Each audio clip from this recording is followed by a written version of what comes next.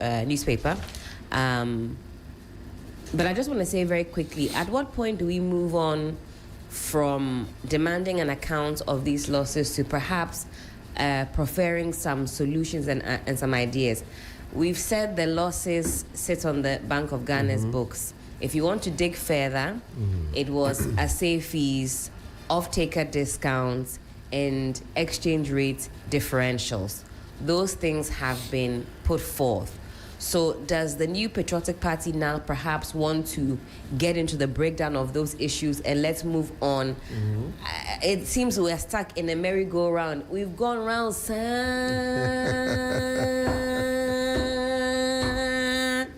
Hey, come and account for the loss. We've been told how these losses were occasioned, whose books they sit on. Okay, is it exchange rate differentials that you want to have a bite on? By all means, let's have a discussion on that. It's an age-old discussion. Do we want to dig further into the off-taker discounts? Who are these persons who receive discounts? Are there any ties we should be made aware of? And do we think maybe the gold boards assay fees are too high? Let's now start to reimagine the conversation.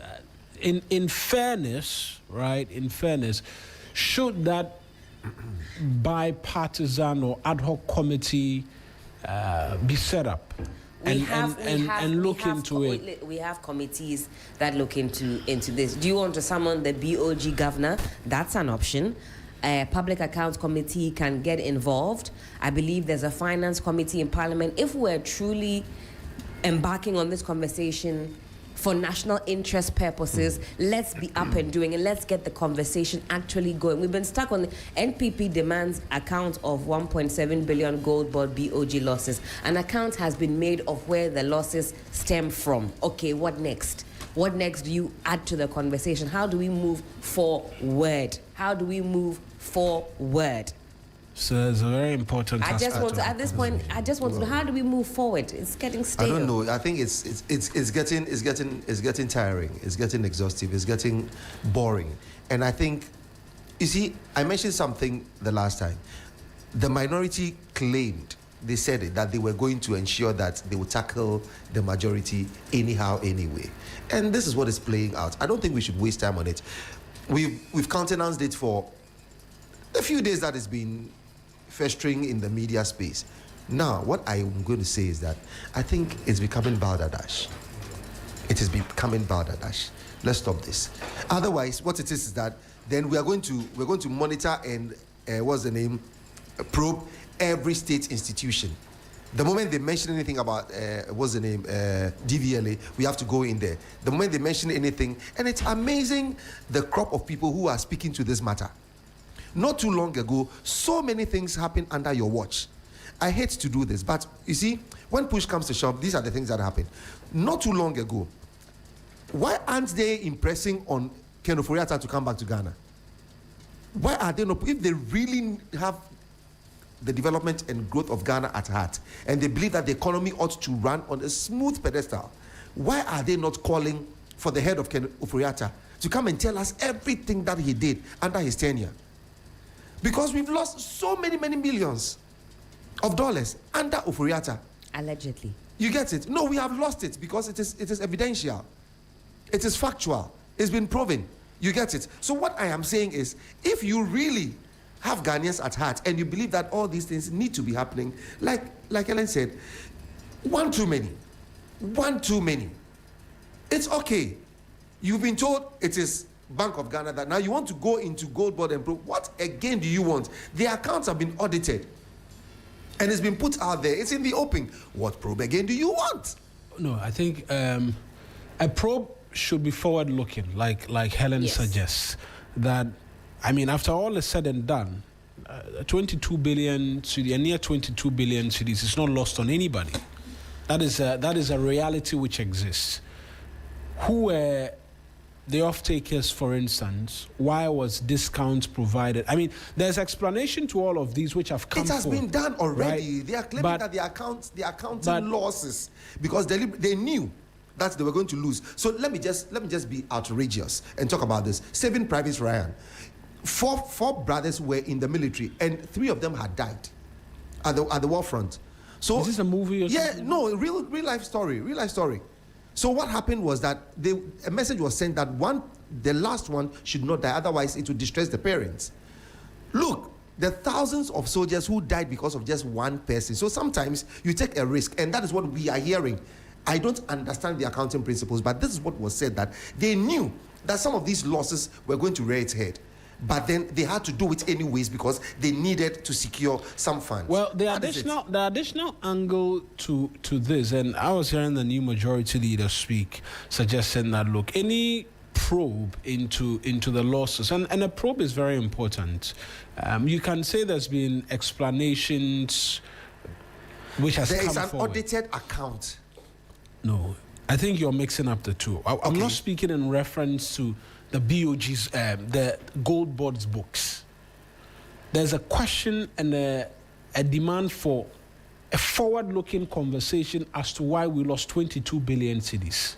And that cannot be found in the explanatory part of the books that says that you lost this amount of money and it is Bank of Ghana. Let me kindly make the point that 1.7 billion, I think in terms of all of the conversations we've been, $1.7 billion, right? In terms of all the conversations we've been having, yes, even the IMF report, and I keep telling people, the IMF report, which was held by the minority leader when he addressed a news conference, sought to explain where the losses went to: exchange rates, off-taker discount, agent and assay fees, and there was one other which I can't immediately drop off my head. It highlights where all of those goes, but we can probe a bit more and learn useful lessons as to not to have it repeat. Now, the additional angle which was other program costs and some other things. The additional angle to this, right, is that the new majority leader is saying that, well, then we'll have to look into the losses from, is it 2021? Because we've been recording losses since then. Because we were recording them under the same program which existed then, which is also relevant to the conversation, albeit this time around, because of a scaling up of the program, the losses are more. Exactly. And the concern, if I can call it a concern, is that until this present administration, the losses were actually not reported. Right? So if that is the case, that we want to look into this loss, then let's open it up and look into it more. And I've been reading a lot by different persons. I think Bright Simmons wrote a very lengthy piece on this, so has Alfred and some other persons, and a probe devoid of the antiques that we've seen, the politicking and all of that, will actually leave all of us better off in terms of being able to appreciate better. And look, the model and the work that's been done in terms of FX that it brought in and the resultant benefits to the Ghanaian economy, it's not in doubt. That's right. In fact, it's not been doubted by anybody. The question which is being asked, and perhaps what a lot of people have said, should have led the conversations instead of, Gold Board has made the losses. How come this magnitude? What accounted for it? How do we trim it down? That should have led the conversation towards national learning. And that is where a probe is going to. The probe is not going to seek to ascertain, the loss was actually on the Gold Board. No, that's for we've moved on. We've moved way some of us past have moved on. It appears others haven't. The New Center newspaper this morning, NPP backs Afenyo marking over 22 billion Gold Board losses. It finds itself again here. Goldfields pleads fairness. CEO urges Ghana to balance national interests with investment needed to sustain Takwa. Afoko files pledges inclusive leadership, and Parliament to probe some 22 billion Ghana cedis gold loss. That's it from me. Patrice. Okay, let's get to the Daily Gist this morning. It says Gold Board is broke after BOG exits. The funeral joins Edu Buahin, same site together in Brekum. No grand agenda to Islamize Ghana. This is attributed to Mustafa Hamid. Probe Gold Board, $1.7 billion US losses. CPS demands. Appiah Markin sues Sami Jemfi has got the picture or pictures of both of them on the front page of the Daily Gist. Alhaji Lotto is hot. This is something happening at NLA. And Afoko spells out vision for NPP after filing for chairmanship. Also here, a story attributed to Opoku Afari says Ghana's debt crisis was building long before 2022. We have the Accra Times this morning, also says new Unimark SRC boss pledges accountable and inclusive leadership. Quite funny. Now, Bilsa North MCE condemns alleged military brutality against Sandema resident. National Security Boss calls for tougher neutral enforcement when it comes to Vigilantism and Related Offences Act 2019, Act 999. Afoku addresses delegates, it's also on the front page. And Bulupiza Club congratulates James Agalga on his appointment as majority leader. That is the Accra Times. Let me take you online quickly at 3news.com. DVLA seizes over 130 clone duty evading vehicles after deploying scanner tech. Well, I mean, people will always find ways to beat the system, and so kudos to them. We'll expect a bit more in terms of that. National Security Coordinator calls for depoliticized enforcement of Ghana's anti-vigilantism law. U.S. pauses visa appointment worldwide amid Trump's global immigration crackdown. I don't want my personal circumstances to become a source of distraction to the NPP. Benedict Chibuisiako saying this as he's withdrawn his bid and seeking to become chair of the opposition New Patriotic Party. Gold Board orders local refining effective September 1 as Ghana moves to gain value from gold trade. A bit more, recruitment into police, fire, prisons and GIS, 10,000 successful applicants currently in training, according to the Interior Minister. Now, they are standing for themselves, not us. Inusa Fusheni wants MP over self-interest. That's an interesting perspective. Gold Board bans export of unrefined gold d'or effective 1st September. We need leaders with integrity. Dramani warns supermajority parliament over Appiah Markin allegations. This goes beyond Appiah Markin. CDD warns fresh allegations could damage parliament. We are in trouble. Inusa Fusheni warns MPs are trading away public trust. City Newsroom, U.S. pauses some visa appointments globally, what it means for Ghanaian applicant. BOG SEC targets 2027 for full implementation of virtual asset law. Extortion at Ghana's border posts influences use of unapproved routes. It's a new study. Gold Board's operation not worsening Galamsey. Majority response. No evidence of Islamization agenda in Ghana. Mustafa Hamid. And Wuntumi withdraws from NPP national chairmanship race. I'm going to end with Ghana Web, and then we begin to get a bit more in terms of details. I'm sure there are a number from the papers which have already piqued our interest. Why Akufo-Addo sacked Amakwata, Benito Owusu-Bio, others in 2024 reshuffle. Henry Korte has been sharing. It's been one of the things I get a bit more in terms of details from. Chairman Wuntumi withdraws from NPP chairman contest. Without our spiritualists, Accra would never have peace. Gamanche. KSM breaks silence on being on payroll of Mohammed's government. He wasn't very happy about those allegations. NDC, and I think I will take a cue from him and back him up on this. Being critical, right, even of the opposition sometimes when they make certain claims, it's not suggestive that you're on a government's payroll, right? And so the politicization has become very ingrained and it's very problematic.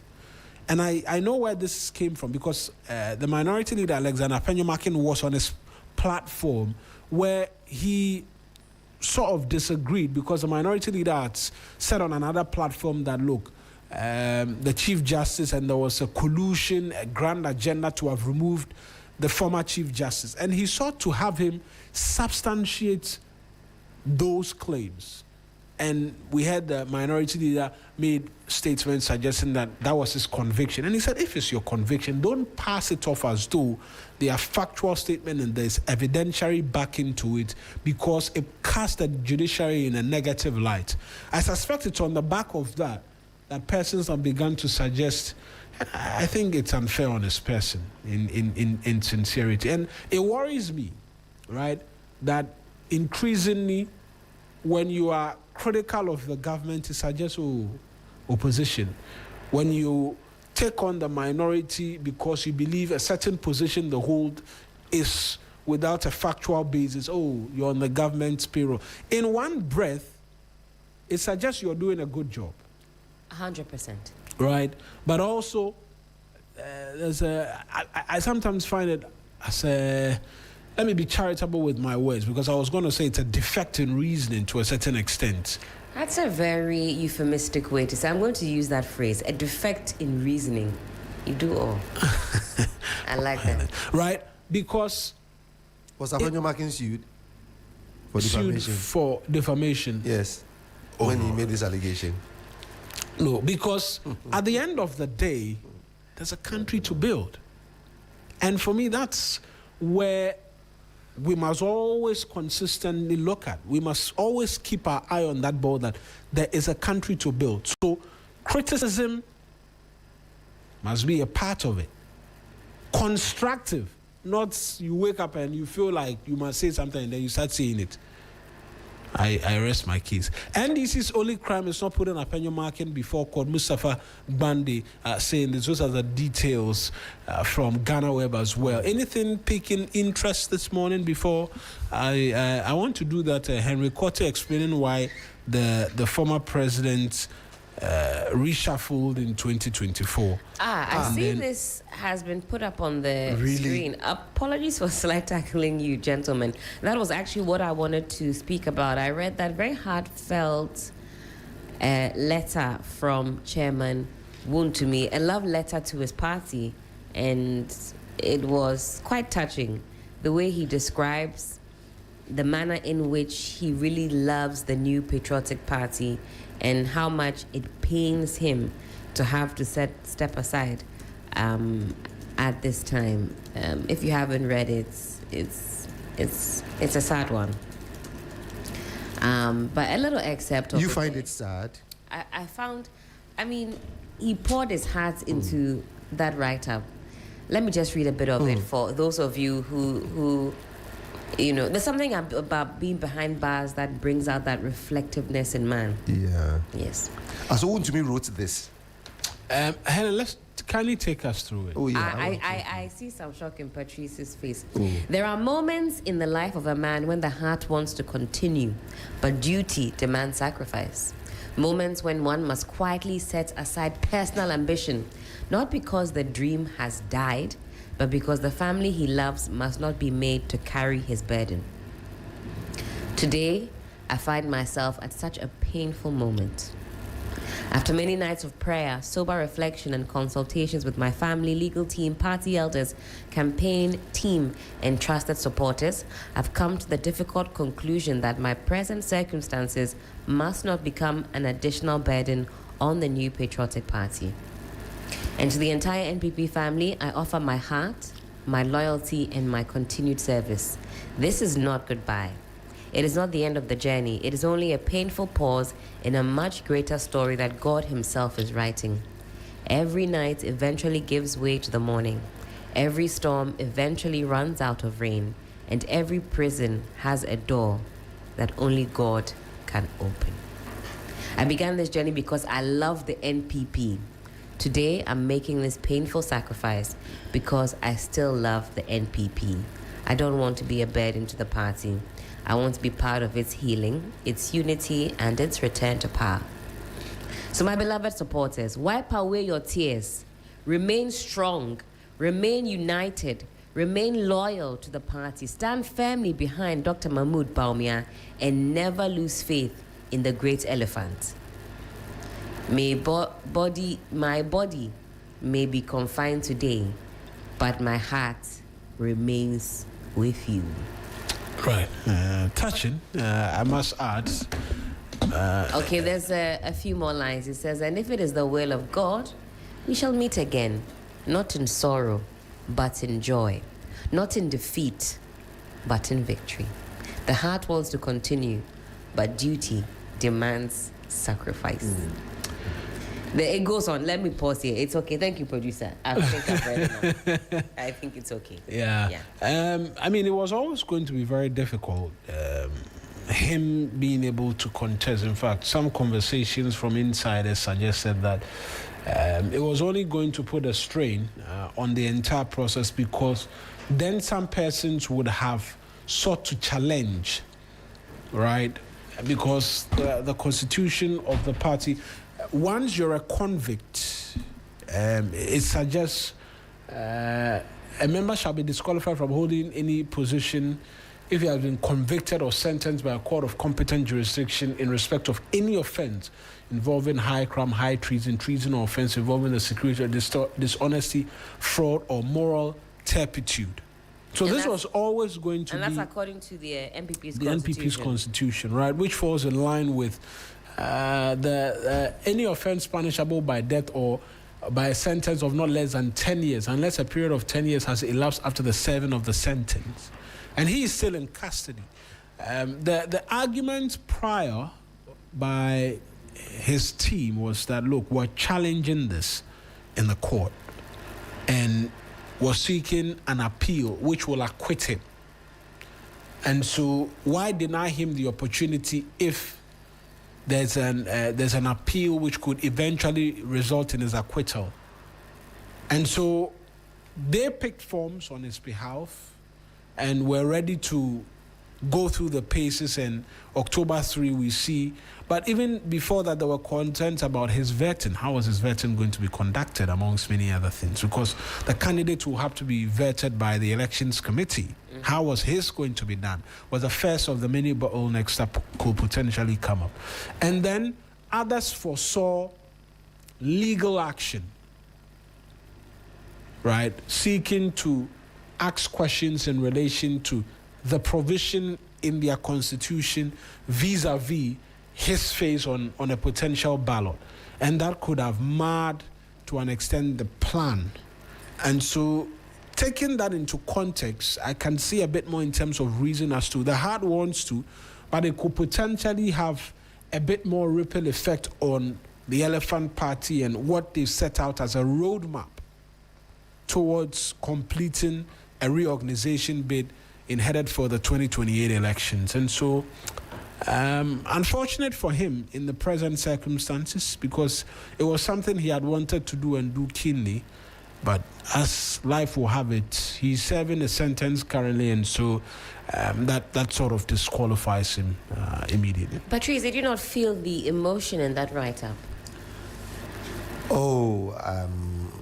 Not necessarily so that I do not feel it. I mean, he's human. Yeah. And yeah, this is what the feeling is.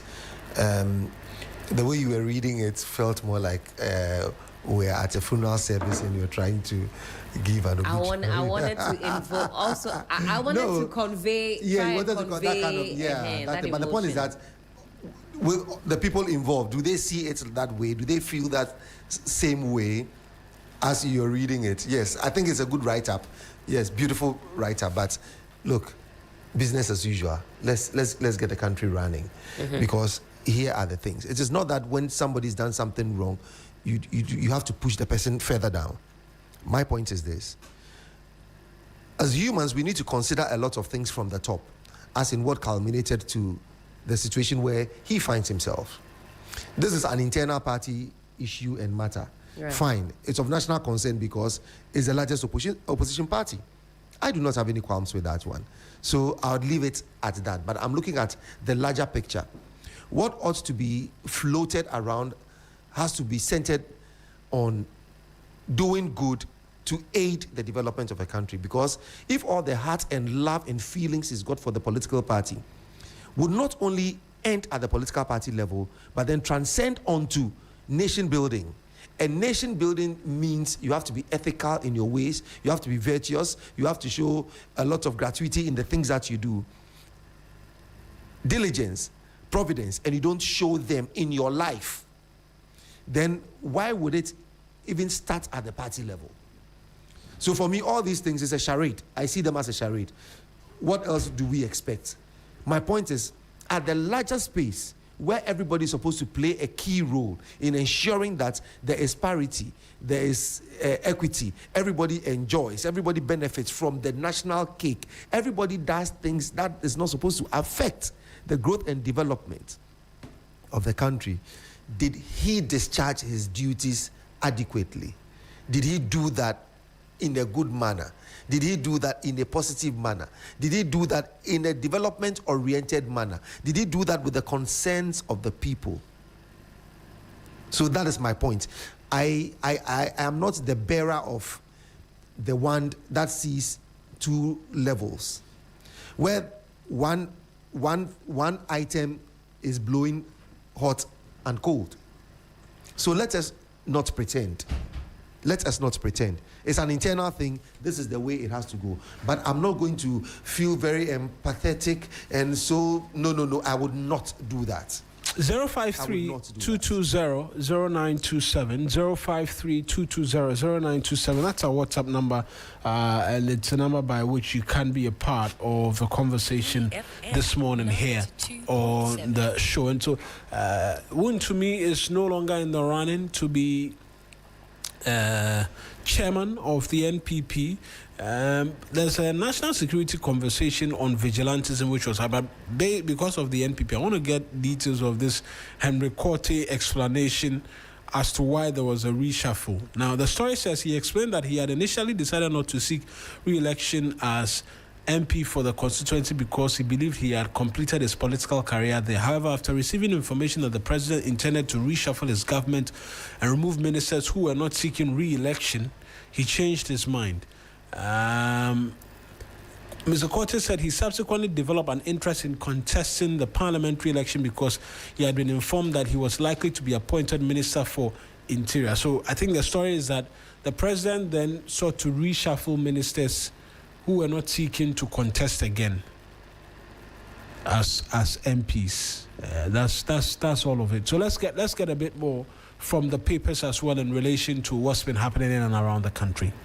All right, I see here that there is some exercise as far as disinfection is concerned. Zoom Lion disinfects MMDAs in Central Ashanti regions, and the filth in the picture that goes along with that story, oh, it's nothing to write home about. Very filthy indeed. I'll let us have a quick feel of that story. Now, Zoom Line Company Limited has begun an 8-day disinfection and disinfestation exercise across selected public facilities in 22 metropolitan municipal and district assemblies, MMDAs, in the central region. The exercise on Thursday, 20th August 2026, carried out in collaboration with the Central Regional Coordinating Council and the district assemblies, targeted schools, markets, health facilities, and public places of convenience identified through rapid risk assessments by the respective assemblies.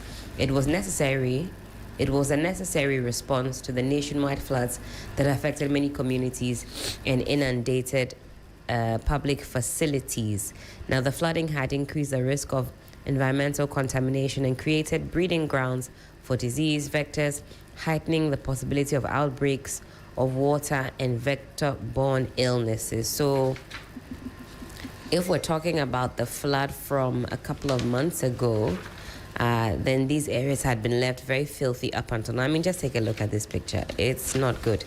As a people, even before the intervention of the state and other agencies, what are we doing in our own backyards to ensure that we're not living in filth and squalor? It's not good.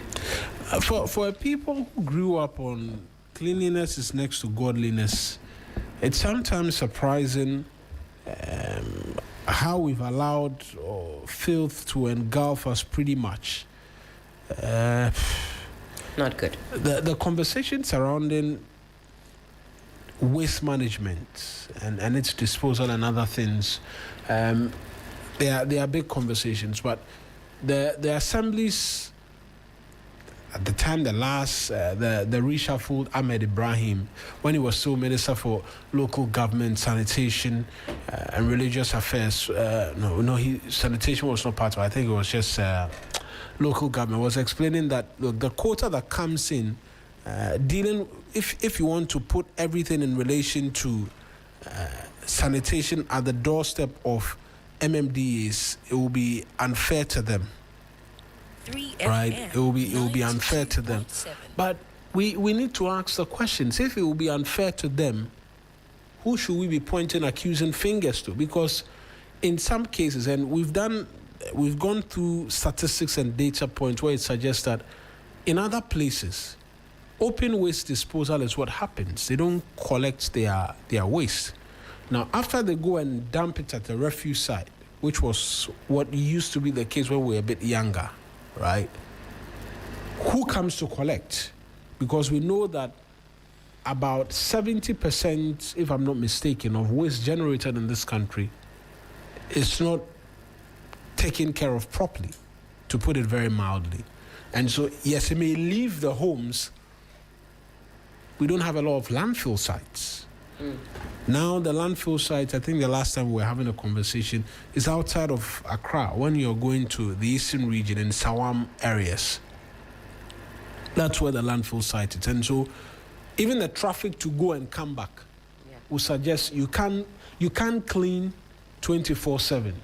So, somebody has to be telling us of the many policy documents how we're seeking to re-engineer and have a 24-hour system which is dealing with waste, not just in the capital, because from that data point, even the capital, the waste is collected as compared to other regions, even though sometimes we ask questions as to, is someone really collecting the waste amongst other things? So for waste management, as to how we've allowed ourselves to get here, where now filth is engulfing us,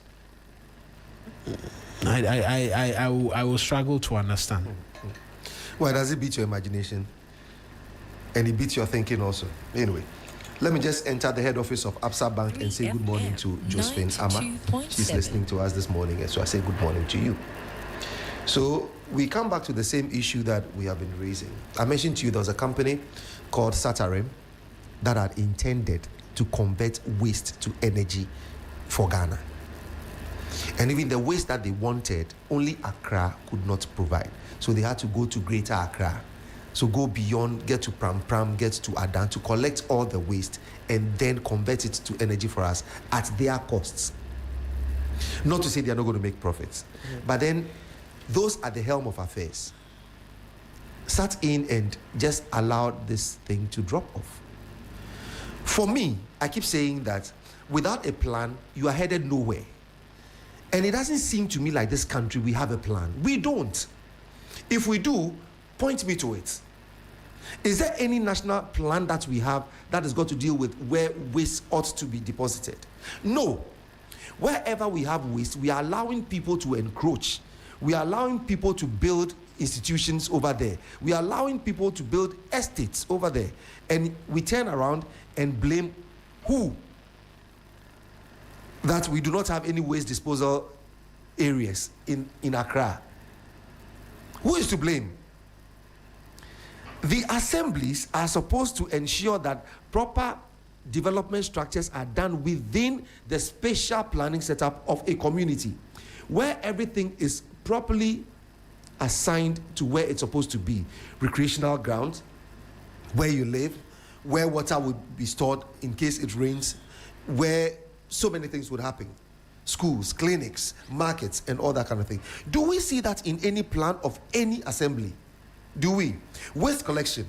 How many assemblies do you know and can say with all authority that they have been assigned 4 containers, or it is this waste company that is dealing with the Bunkatamanso people, or the Ashaman people, or with the Odoko people, or Yarifa? There is none. So for me, it looks like anytime we come and sit here, we go around the textbook, what ought to be, what is not, which I call the modus operandi, what is supposed to do, not the modus vivendi. what must be. What must be is what we must always call on. So, you and I are sitting here and we are talking. Talking to who? To do what? The waste, it will always wait for the next rain and you see the gutters. Wait for the next rain and you would see the gutters still filled with all these things. So what happened to the ban on plastics? What happened to the task force going around, sweeping, keeping the town clean? Nothing happens. So we'll just sit here, blow hot air. Nobody's going to take the blame for anything. Business as usual. The country hasn't got a plan, and any country that hasn't got a plan is walking towards a dead end. So it's walking towards a dead end. The saying goes, fail to prepare, prepare to fail. Exactly, that is what we are doing. So this thing, we have talked about it times without number. We have spoken about it. Zoom Lion came in at a point in time. So they have a certain place around the Polygon area where, but even with that, they convert the waste and they try to pick out the bottles from paper and all those things. Even that, when you see the queue of the tricycles on that road, look, you can't bear it. There's one from Pong, going from Kumbaria going to the Pong area, where Zoom Lion also went in there, and they have cleaned up the place so beautifully. They've laid, what's the name? I don't know if it's a carpet, but that is what it looks like the grass. I think it's a artificial landfill grass. site. I've seen it. They have cleaned the place so beautifully. But my point is that there are so many other institutions also growing in that neighborhood. And we have a real estate also in that neighborhood. So somebody would say, should I come deposit waste here? It's going to affect those within the environs because health-wise, it is not good. That's right. So my point is, where are we planning and what are we planning to do? We don't have rail lines. We don't have any lines to even carry it. Egbeta is saying, the traffic, driving from here, Accra, all the way to Nsawam to go and deposit, how much are they going to charge us and how much are we willing to pay for that? Mm-hmm. It is, I don't know. We are just not a plan-oriented state. So every day, I think we were the reason the book of Lamentations was written. Oh. Yes, because every now and then we are lamenting, we are talking, we are doing this. All these probe things, parliaments, people sitting in there, how many of them? 275 or so. Really? Do they care about the health of people? Do they discuss these matters? That is what I'm expecting them to talk about. I should not be sitting here proffering solutions to how you are supposed to manage your waste. Then the person you employed over there and paying, what are your expectations of the person? What are the KPIs? So Parliament should look at all these nitty-gritties. I keep telling you, without the assemblies being empowered to function effectively as they ought to, we'll just be sitting in a joke land. There's a bit more in terms of conversation on vigilantism yesterday. Yes. I don't know if any of the papers captured it. Oh, as yeah, well. it was captured by National Security. The Accra Times says it. National Security calls for tougher, neutral enforcement, vigilantism and related offences. FM 92.7. And I think, please, do us the honors and read it. I think it's at the back of the fact that people don't trust institutions. So when we are sitting back, we politicize the institutions. So when NDC is in power, foot soldiers and all those people would push or will be pushed into the security services. When NPP is in power, the same thing will be done. Some even come out brazenly to tell you that, oh, I got 200 people from my constituency to go into the military or to go into the police. And who are you speaking? You're speaking as a political figure. So how would you be seen and identified as a political person? That means those you put in there, by extension, are people of your stock. So they are your party people. So when you put them in there, and the opposition at the time of election sees Mawuena Egbeta, they'll see that Mawuena comes from UTC. So he's doing your bidding. You get it? When it is the other way around and they see me, they'll say, hey, this guy comes from KVIP. He's also one of them. You know that? So they don't have trust in the security apparatus. Therefore, they need to have their own security. And it is dangerous for the country. So dangerous for the country. Fair enough. Just brief details, because we know that the queens from Ghana's Most Beautiful will be joining us this morning as well. Who? the GMB Queens. Oh, Lord Almighty. They'll be joining us in studio in a chat. Can we end the newspaper review right now, please? Just details of this story. I'm going to read.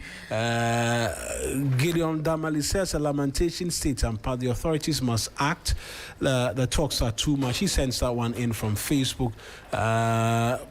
He returns to say that the consent on the assemblies is right.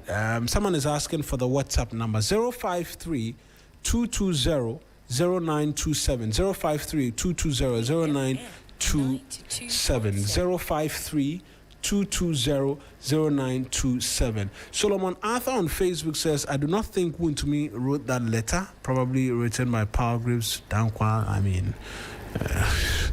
Ibrahim Muniru Mona says, good morning 3FM, happy working day to you. Says special regards to Johnny. Neron Di Boanegre says, with regards to the issue of forex losses, are we saying we shouldn't strengthen our currencies? Let's not let IMF reports confuse us. They are never on our side, nor do they want our economy to improve. How will you come back to them if your economy is performing better? Let's approach them and ask key questions about their reports whenever they are ready. The truth is, it's the IMF's reports that sometimes reveal what is happening in the country, because your government or our government fail to mention some of these things, right?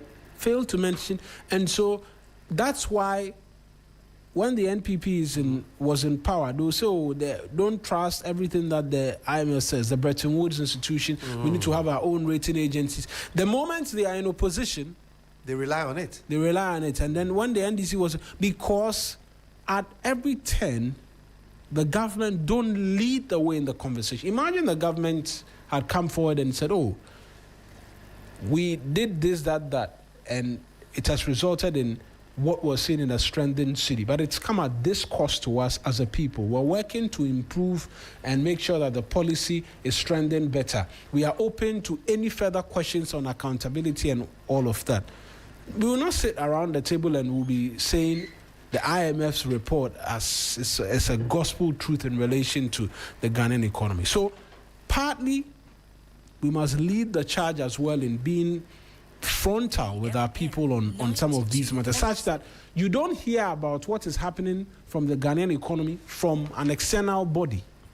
We are just dishonest. You understand? A bit more. Neron is asking, are you saying this because it's directed at me, that DOJ should not pay for our saying fees because that was what they paid for the gold they bought? Let's not make the IMF spin us. Nobody's saying the IMF should spin us, but we just highlighted what was a bit more in terms of the details from the... And to piggyback off that, he's saying...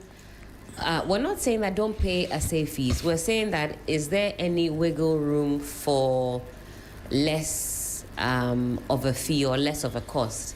Those are the ways in which we want to expand the conversation. So that's essentially what we've all been saying, is that we need to progress with the conversation. Continuously asking for an account is beating a dead horse. The account has been given. Now, further to that account, what more would you like? Is it a case of these fees are too high and so on and so forth? Certainly.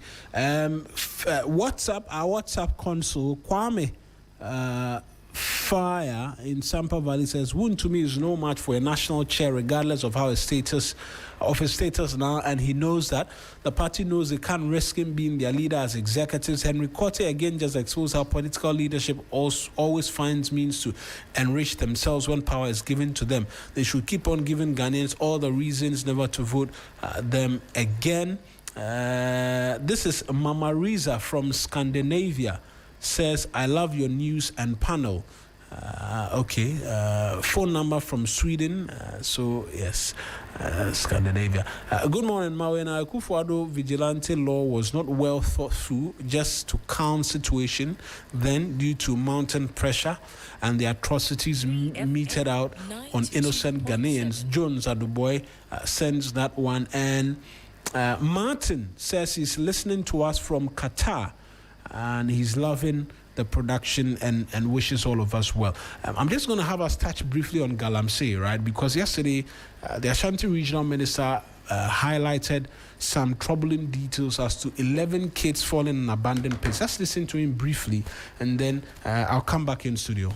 23 lives have been lost only because they were going to their farms and fell within pits that were left uncovered by miners within the various areas.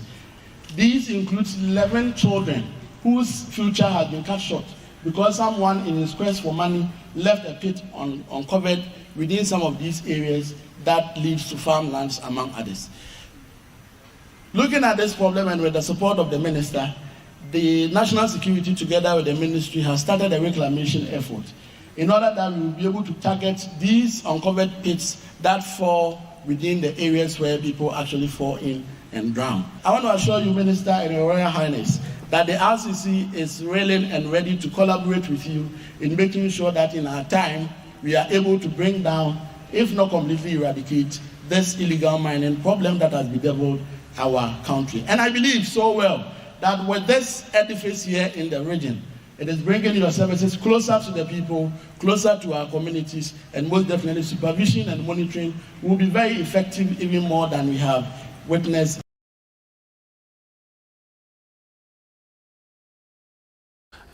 Breakdown of the numbers. 39 deaths from January 2025 to August 2026 have been due to pit collapses and falls into abandoned pits. 54 to 56 deaths. Verified name incidents, excluding the disputed Bogoso Prestia. 7 to 9 deaths, Obuasi armed clash between illegal miners and security forces. Look, when all is said and done, these are unfortunate statistics. And just taking into consideration what the minister said about what's happening, there's a reclamation aspect of it. And the cost in reclamation is why persons must be licensed to mine, because when they mine, they are expected to reclaim the land. But when they mine illegally, they don't reclaim. And some of the pits are very long pits. And sometimes it gets filled with water and you can drown when you fall into it, because it becomes artificial rivers or pools where in the hinterlands, some of the individuals don't even have access to rivers where they can say, they learn how to bathe in it and all of that, or swim. So there is a problem on our hands in relation to Galamsey and its attendant challenges. There's food poisoning and what have you. Then there are people who are going to do just their daily business, falling into pits. Talk of those who can even fall into a pit merely by using the washroom in their homes. That also happens. You can be in your own home, not even on your way to your farm. We recall that unfortunate incident of a pregnant lady who went to use the washroom and just fell through, fell into the ground. Apparently, they dug underneath the entire building. Goodness me. Okay, so let me read this out to you, still on this subject. So if anybody has a constitution, the 1992 Constitution of the Republic of Ghana, they can check. Article 2576 of the 1992 Constitution says, every mineral in its natural state, in, under, or upon any land in Ghana, rivers, streams, watercourses throughout Ghana, the exclusive economic zone, and any area covered by the territorial sea or continental shelf is the property of the Republic of Ghana, is the property of the Republic of Ghana, and shall be vested in the President on behalf of and in trust for the people of Ghana. So this is it. Simple. Any natural mineral resource that is found on the land, in the sea, stream, rivers, anywhere, is the what? Property of the Republic of Ghana. And who holds that for us? It is vested in trust in the President of the Republic. Article 2681 says, any transaction, contract, or concession for the exploitation of any mineral, water, or other natural resource, not mineral water, please, any mineral, water, or other natural resource after the constitution came into force must be ratified by Parliament.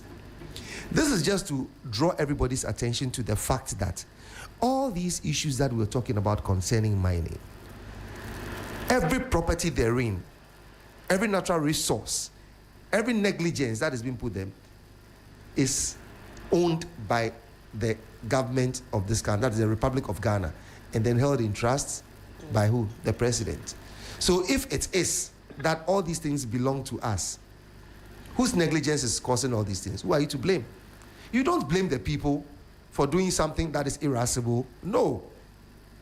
It is inherent in man to be irascible. So if they are being irascible, it is your responsibility, because the Constitution places that hold on you.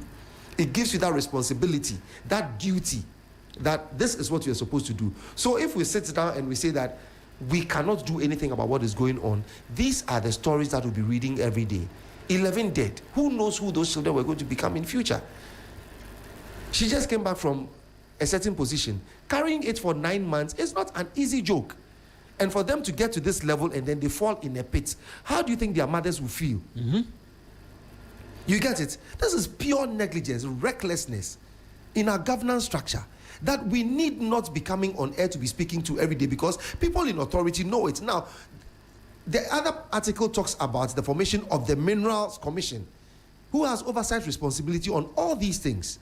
So why would it be difficult in this day and age where we even have drones? We went to Gomwa with A+ to go and check on a few things.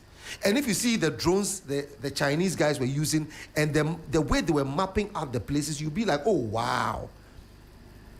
Technology is far advanced. You don't need to be on the ground there where the guys are mined. You can only see aerially what they are doing. And then you can write reports on that. And then you map out and know we have to attack them from this level, that level, that. But we are sitting, look, we're just joking. We're just joking. And it is very disheartening. So the article in the Constitution has pointed to us who owns all the natural mineral resources in this country and who is responsible for that. So all instructions, authority must come from that person. I'm going to read this message as we round up and make way for the Queens. Good morning.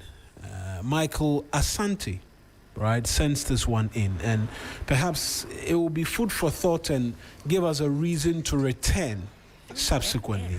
Says, good morning. Dansuman Estates is in a mess. The MMDC office is not up to the task. Street lights are not working. Gutters still choked. Even in the lane where office is situated. Furthermore, structures erected in the vicinity anyhow or unauthorized. We want our own to lead us and not what the president appoints. That is coming from an assembly, right? Look, Mawuena. No, it's coming from an individual. Yes.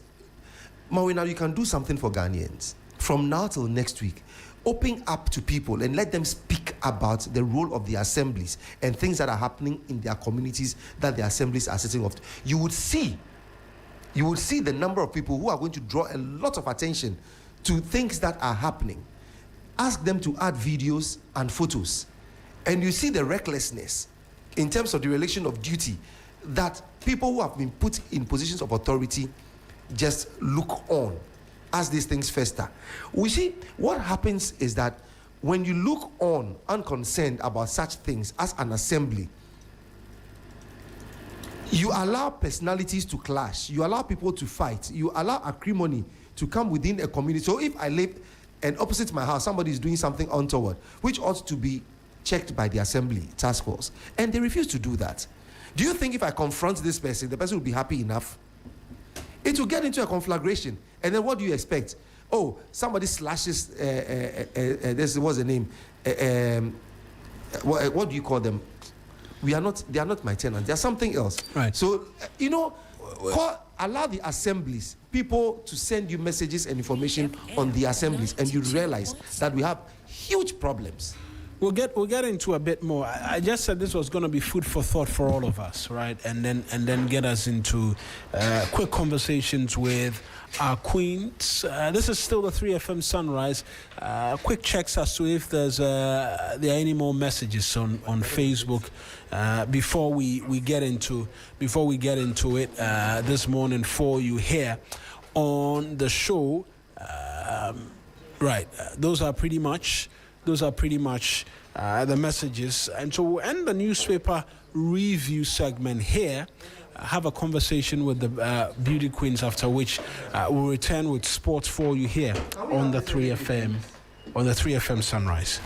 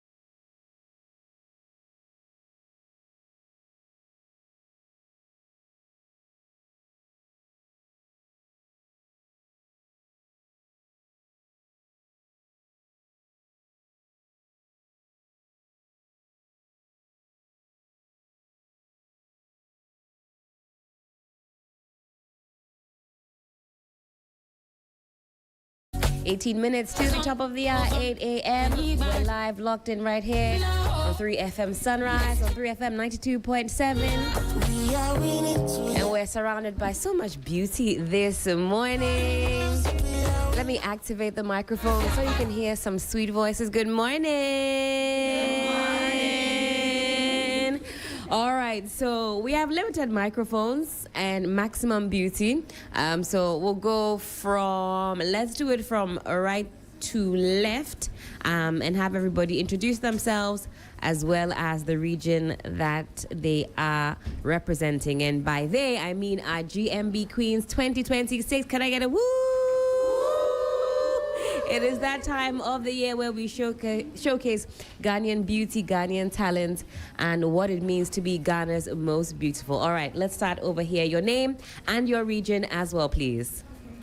Hi, I'm Nana Kuniju, proudly representing the Bono region. All right, next person, please. Hello, people of Ghana. My name is Ahenma, proudly representing the Western region, and this year's Ghana's most beautiful. Hi, good morning, everyone. My name is Nanama from the Ahafu region. Good morning. My name is Basi, representing the Northern region. All right.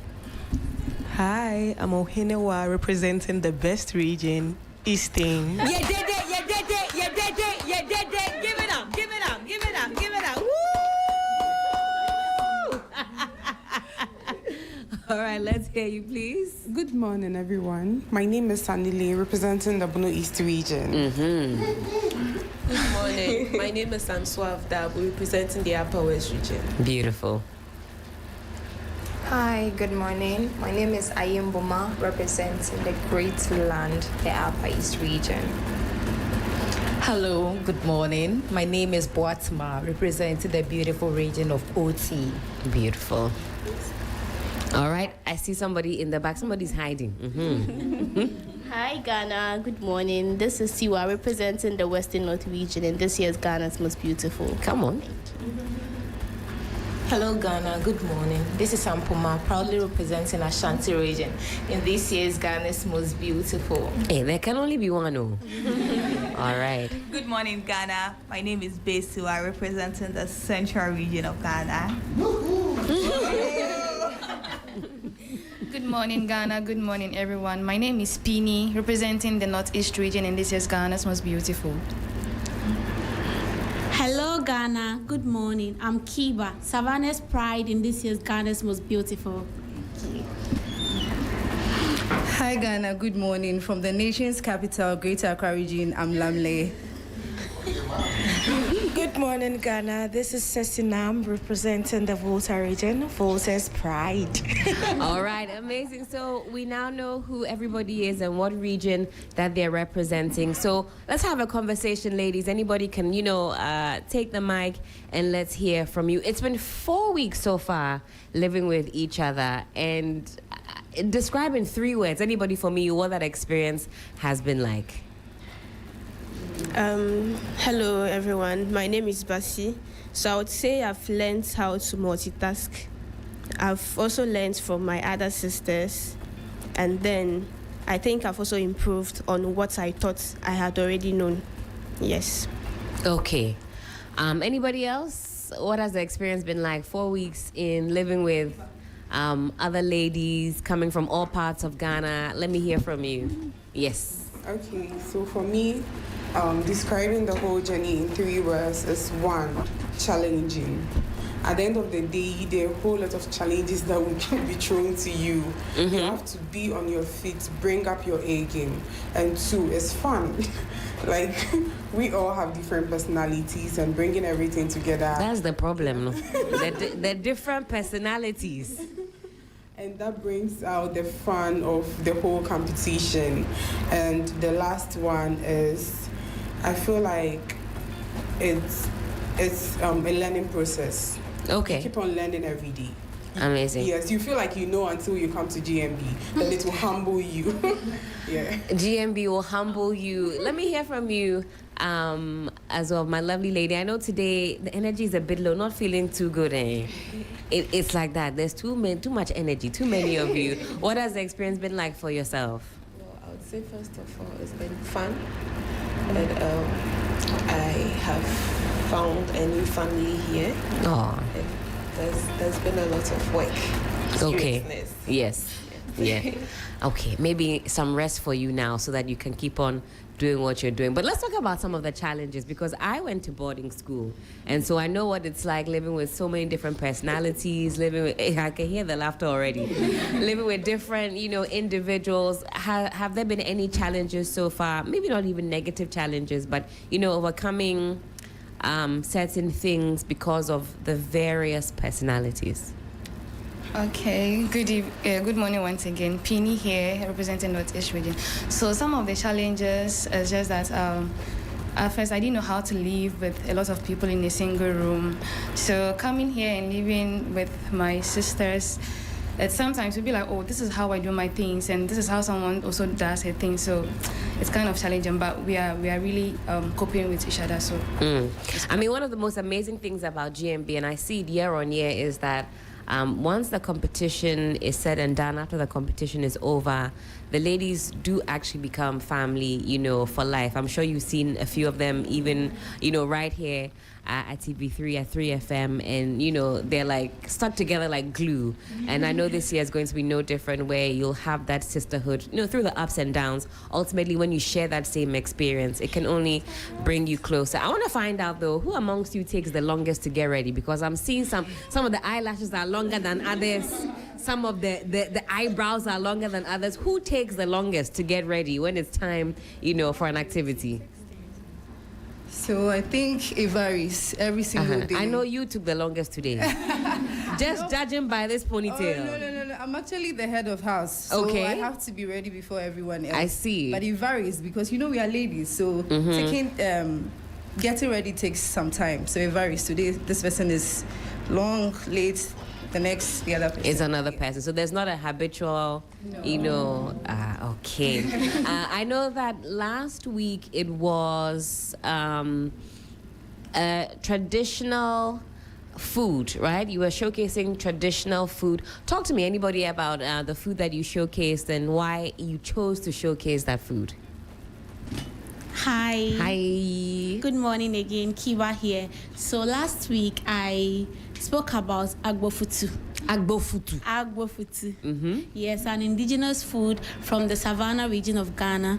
There are lots of them, but I chose agbofutu because the story behind it shows the resourcefulness, creativity, and problem-solving spirit of my ancestors. So I wanted to show the world how resilient, how resourceful, and then how creative Savannah women are. What is this food comprised of? It's made of beans, cassava flour, shea butter, salt, just like that. Is it delicious? Yes. It actually sounds delicious. Yes. I love beans. Yes. And for many people, they don't even know that you are able to cook with shea butter. So thank you for bringing that to us. Anybody else want to talk about their experience? Let's hear you. So, good morning. This is Boatima. I spoke about a food called pakro. Pakro? Yes.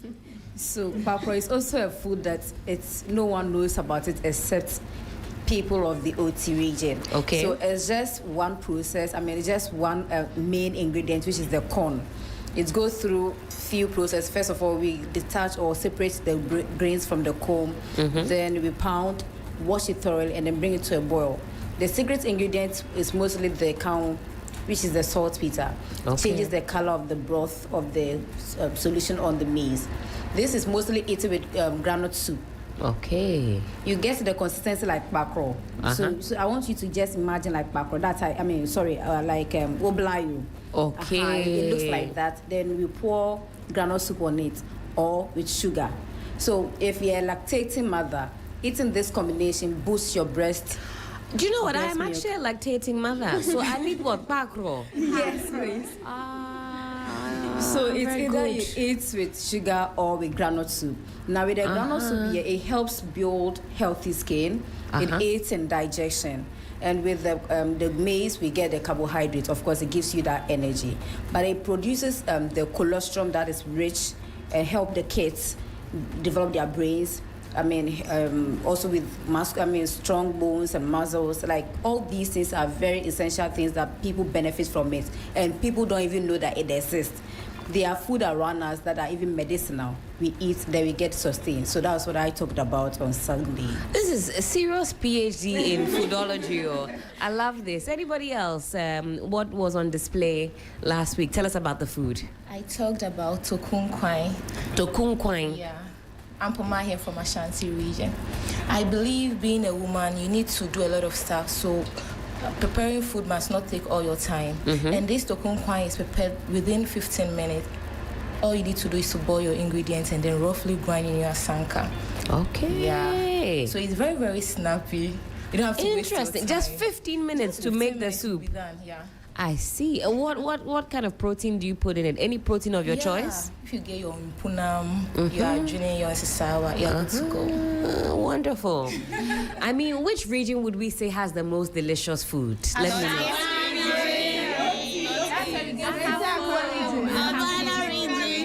I mean, no other region. Northern is Volta region. No other region. Okay. I can say to Volta region and the rest. I mean, one might even say, when you come to the Greater Accra region, because who doesn't like kinky? Yes. Hey. Fufu is everybody's favorite. You said something. I mean, fufu is international. There's no denying Everyone it. loves gobe. You love gobe. Oh, I love gobe. It's from Okay. Oh, you're right. Oh, fancy kinky with a little snapper, mokokakra. All right, now we're looking forward to the future. Of course, we know that next week there are going to be some first eliminations. I believe 2 lovely ladies will be saying goodbye to the process. For those who haven't heard from, come to the front. I want to hear, what it is that you're going to be looking to showcase next week to guarantee your place in the competition. Hi, this is Nanama from Ahafo region. So next week our task is celebrations and rites. So we are to showcase festivals, funerals, marriages, how it is done in your region. And I must say it's quite challenging, but do look out for us because we are bringing fire. Everybody is so prepared because the eviction. Nobody wants to go home. So yeah, we are seriously preparing to bring out the best. Just watch out for us. And Amazing. Keep voting for us too because eviction is coming and then we will need your support. Certainly. Before we leave today, I'll let everybody plug their... Or your performance is over. So I think that one is something we cannot take away. Yes. But at the end of the day, we still do our best and kill it. So Amazing. Just hoping for the best. Yeah. Certainly. I know somebody wanted to speak on this side. How do you calm down or cool down? Or is it always the case that you're nervous no matter what? Okay, hi, my name is Nahinma, representing the Western region. So I would say last week, for instance, I was the last person to perform. And I was thinking that is going to actually calm my nerves, thinking about the fact that I have seen everybody go on stage. I was thinking I'm going to be the calmest and go in with so much confidence, but it didn't happen like that. I think when the 15th person was there, my legs were really shaking. I was backstage and I'm just wondering, hey, what if I go and my voice starts shaking? The what ifs are so many. But I think we still do our best. We try to put ourselves together, try to overcome every other thought that is coming in our minds, and then just try to kill it. And I think it went well. Yeah. I think nerves are always a given, no matter what it is that you're doing, no matter how many times you've done it. I guess it also shows that, you have respect or reverence for what it is that you're about to do. If you didn't care about the competition, you won't feel nervous. I mean, you'll just be feeling like any other day, but it shows that commitment and that desire. What would winning GMB mean for you? Anybody want to, jump on the mic? What is that going to signify in your life? How important is this competition to you? Anybody? Hi, this is Lamle from the Greater Accra region. I think winning, especially this year's GMB, is going to mean a lot because, personally for me, I grew up in a small community in Osu where people believe that nothing really good could come from there. And I saw young girls really give up because they believed in the stereotype. I went to school with some of these young girls and I kept saying that, I'm going to be Ghana's most beautiful one day. So I think winning Ghana's most beautiful would mean that girl that I was in class with at that time, they can see me and tell people around that, I know Lamle. I was in the same class with her. So if she has been able to achieve this, that means that anyone else can do it. And even if they think that it's too late for them right now, their children are there, their siblings are there, so people would be empowered. And I think this year too, the winner gets to represent Ghana internationally. So that also means that I am carrying the flag of Ghana high and representing my country proudly. Yes. Anybody else? Yes, thank you. And also... Is your name and your region? I'm Mawuena, representing the Eastern region. You did it. Let's hear you. Okay, so winning Ghana's Most Beautiful, I believe, will help me to continue to leave positive impacts wherever I go. Already we are doing that, all 16 of us, because it's not easy to be on this platform. The audience are out there, they are watching us, and people are believing in us. I've received a few messages from online where people are even saying they want to be like me already. Yes, and it's not easy, but I mean, with the platform, with everything that we are being given, the impacts that you leave in your communities with your projects, initiatives that you are carrying out, it makes it more beautiful. It makes it more sustainable. So for me, like this, I have 2 initiatives that I'm working on, which is the Ohenewa Feet Initiative and the Advocate Midwife. So looking at advocacy in terms of midwifery, in terms of caring for women, looking at feeding the streets, all those things coming together with the crown, I believe is going to leave a lasting impact. Yes. Thank you. I think that's a beautiful cause, especially with some of the statistics recently that we've been made aware of how, new mothers, don't have it easy at all. Maternal morbidity continues to be of key concern. So I think that's a wonderful initiative. Anybody else want to talk to us about their initiative, leaving the competition? Let's hear. Okay, so my name is Egbeta, representing the Upper East region. And so my initiative, I've always... Get closer to the mic for me and you can raise it up. There we go. Is it okay now? Yes. Okay. My name is Egbeta, representing the Upper East region. My initiative, I've always been an advocate for empowerment. And so given the fact that I am here at the GMB house and what I want to leave, obviously this year is the legacy year. And so whatever you do, you are leaving a legacy in the hearts and the minds of people. So being an empowerment advocate is more like me trying to serve as a tool for change. So anyone who sees me out there should see the change after the GMB house. And so my initiative is more like letting people understand the importance of education, the importance of empowering themselves economically. You don't necessarily need to rely on one source of income. So if you have multiple streams of income, it goes a long way to empowering you as an individual without relying on people. So that is more like my initiative. Absolutely. Time check. It is a minute past the hour of 8. You're still locked in live right here on 3FM Sunrise on 3FM 92.7. We're speaking with our GMB Queens of 2026. Next week is a very big week indeed for them, where eliminations will be taking place. We've gotten to know a little bit about them, about what it is they're passionate about, and so on and so forth. But the journey has only just begun. I'll let you ladies again tell us your name and plug your short code so we can vote for you in numbers. Again, let's start from right to left, please. Hello, lovely people of Ghana. Once again, my name is Nana Kuneju, proudly representing the Bunu region. It's eviction week, and I most definitely do not want to go home. To keep me in the competition, kindly dial *713*13# or vote massively for Nana Kuneju by downloading the MG Reality app. Thank you. Thank you. Hello, people of Ghana. The Church of Pentecost, past and present students of the University of Cape Coast, past and present students of Fijai Senior High School. This is your Queen, Ahenma, proudly representing the people of the Western region. Please, this week is our first eviction, and I know you don't want to see your girl come home, so please pick up your phones and dial *713*. #13#. Let us do this thing for the Western region and revive the 10th legacy crown together. Thank you. Hi, good morning once again. This is Nanama from the Ahafo region. I would like to say a very big thank you to University of Education, Presbyterian Church of Ghana, Armed Forces Senior High Technical School, Bichim Methodist, and Sakumono School Complex. I've seen all that you're doing. I am so grateful. But to keep me in the competition, to keep seeing me, to see that I'm able to keep seeing me in the competition and for me to be able to bring my advocacy to life, please vote for me by dialing *713 *13# on all networks, or you can also download the MG Reality app and vote for me. I do not want to go home. I really need to bring the crown home. Thank you. Thank you. Hello, Ghana. This is your girl, Basi, representing the Northern region. Maybe week one year eviction, the Mekuto Kuna.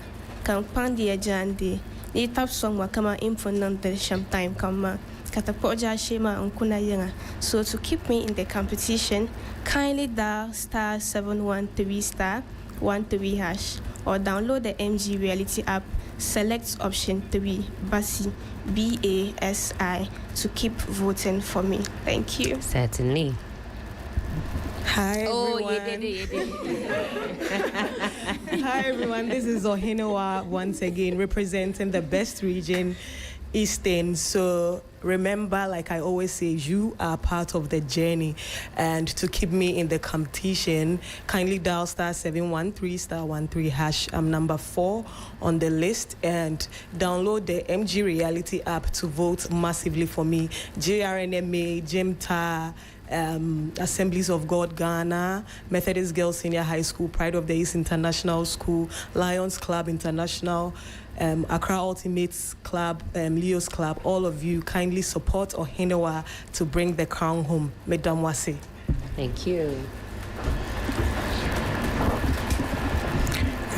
Good morning once again. My name is Sunny Lee, representing the Bono East region. I want to say thank you to the Almighty God and thank you to Timani Lee, everyone from the University of Education, Winneba, Royal Cluster of Schools and Business Senior High School. Thank you so much for your support. In Chumbruman, Yejiman, any Bono East Mindfulina, Miss Remo, Semuntu Abamame, by dialing *713 *13# or download the MG Reality app on Google Play Store or Apple App Store.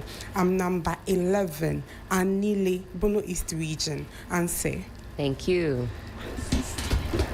Hi Ghana, this is your girl and your queen Tiwa, proudly representing the Western North region in this year's Ghana's Most Beautiful. The all students of St. Louis Senior High School, Awasa Academy International, Central University, Mahimafwe, Otomo this year, Tiwa Ahe. I pray that you help me even as I journey through my journey in Ghana's Most Beautiful this year. Omo vote korako boamema afuehe on it this week particularly. Ngorango jina kanzi yenu. Kindly dial *713 *13# to continue voting for your girl. I'm number 15, Tiwa, TIWAA. Medomasi. Thank you. Thank you. Hi, lovely people of Ghana, and to my wonderful people of the Upper East region. It's your girl, Ayumboma. And today I am here to ask for your prayers and continue supporting me in this journey. I have seen all you are doing, and all I have to say is God richly bless you. Marma and Sorma, Appa is the Mazawabe. Zinabin wa Unzoe Zawabe, Tia Kazi in Puri. Lay a vote your Boyana, Sunday 1 year in our delay eviction. You mean a meeting about in Kuli. Denuzula, Unzoe Zawabe. Tia vote Boma, lay a poor. The return live Upper East region. Now to do that, kindly dial *713 *13# or download the MG Reality app to vote for me. I'm number 5 on the voting list. Thank you so much. Zozo, Mambala. Hey, Mambala. Thank you. Ako Ghana, this is Boatma, representing the OT region, the Glorious Family, the Lost Pentecostal Church International, the Church of Pentecost in Kwanta area, UDS, Tamale Girls, Ascension, old staffs of UDS, and current staffs of UDS as well. Thank you all for supporting Team Boatma, the management team. God bless you all for what you're doing. This week is eviction. We come before you. We humble ourselves.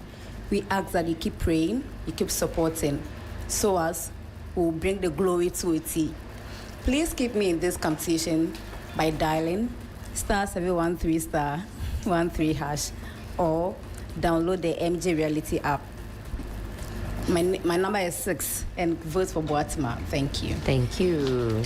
Hello Ghana, Ampofo here from Ashanti region. This Sunday is eviction week or eviction night, and I know you wouldn't want me to come home. Kindly support Ampofo by dialing *713*13#. Xavier Senior High, Nursing and Midwifery Training School Yeji, Believers Dynamics Grace International, Xavier Church of Ghana, All Nurses and Midwives Association, Ampomas, everybody supporting Ampofo. Kindly support me to win this prestigious crown. Thank you. Thank you.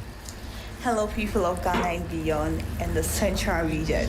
My name is Besua, representing the Central region, the citadel of education, and the heartland of Ghana. This week is eviction week, and you wouldn't want the heartland of Ghana to go home. So kindly take your phone, dial *713*13#, or you download the MG Reality app. I am number 12 on the voting list. Thank you to my team, my family members, my friends, the people of Central region, Maureen, and everyone supporting Unimark IJ Graduate School. Thank you all so much, and everyone supporting Besua. Please kindly keep voting for me and keep supporting me. Thank you. Beautiful. Nine. Hello Ghana, hello everyone. This is Peony, proudly representing the people of the Northeast region, and this is Ghana's Most Beautiful. First of all, I want to say a very big thank you to you all for your support so far. And as we all know, this week is eviction week, and I don't want to come home, and you wouldn't see me coming home. So kindly pick up your phones and dial *713*13#, or download the MG Reality app on Google Play Store or on the Apple App Store. To the CEO of Jena Pharma, Dr. Charles Nemo, lecturers and students of the University of Development Studies, Tamale Girls Senior High School, the Church of Pentecost, and Team Peony, I'm looking forward for you to support me and keep me in the competition. Thank you.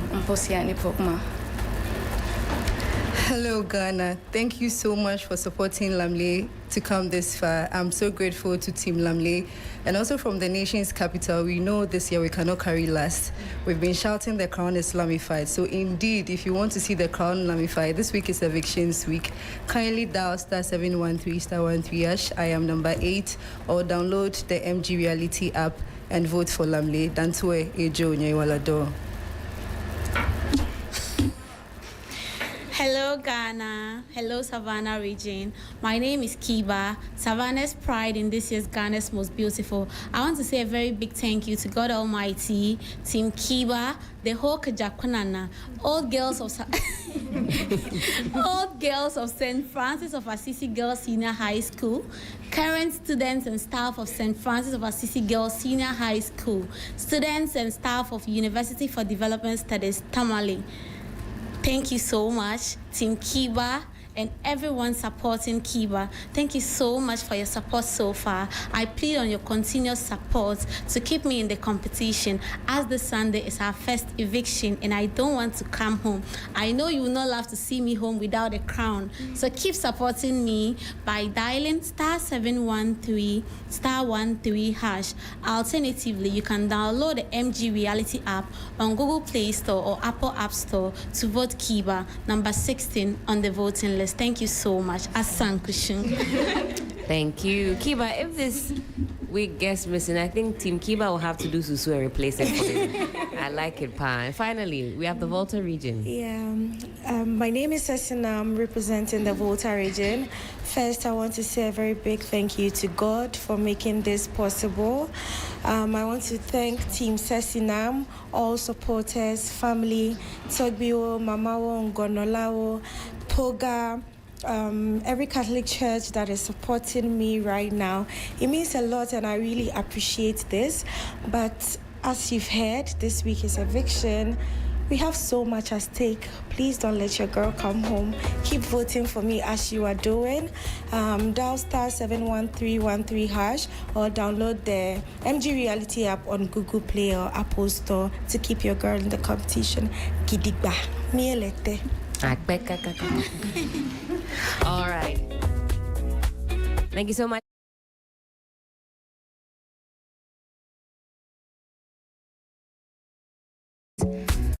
Beautiful young ladies, wishing you the absolute best come next week Saturday, and hopefully the nerves don't get too much, and I'm sure all your supporters are rallying behind you so that you live to fight another, is it Sunday? You live to fight another Sunday. Thank you so much. Thank you.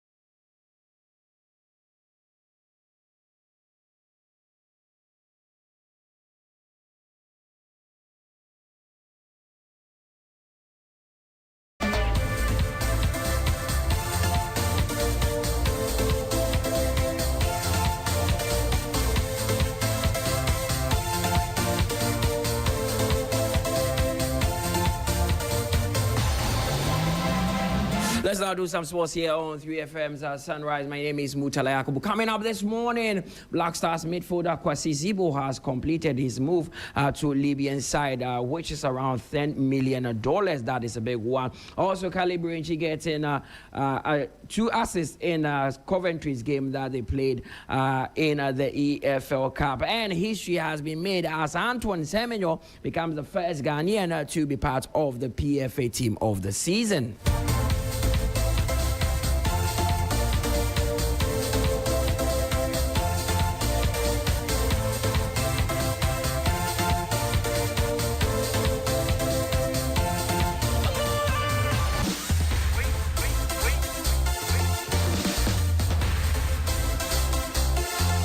Let's get into the mix, but always remember that champions are not made on match day. They are shaped by belief, opportunity, and the support of those who stand beside them every step of the way. As football takes center stage around the world, the Gold Fields proudly continues its more than 2 decades of support for Ghana football, backing our national teams and helping grow the game. Go Black Queens, the Gold Fields champion in women's football and inclusion, creating enduring value beyond the mining. Let's start off with the latest news where Kwesi Zibo has officially begun a new chapter in his career after completing a high-profile move to Libyan champions Al-Swele. The 28-year-old has signed a 3-year deal with an option for an additional year following his departure from Spanish side Real Oviedo. Zibo, who represented Ghana at the 2026 FIFA World Cup, is now set to bring his experience to North Africa as Al-Swele prepare for the CAF Champions League campaign. Now let's do some more word from a dusty community park in Bechim to the bright lights of the Premier League. Kelly Burenchi rise is a story of talent, sacrifice, and an unwavering dream. Now staring for Coventry City and the Black Stars. His journey is inspiring lots more in his community, and my colleague Emmanuel also traveled to Bechim to trace his roots.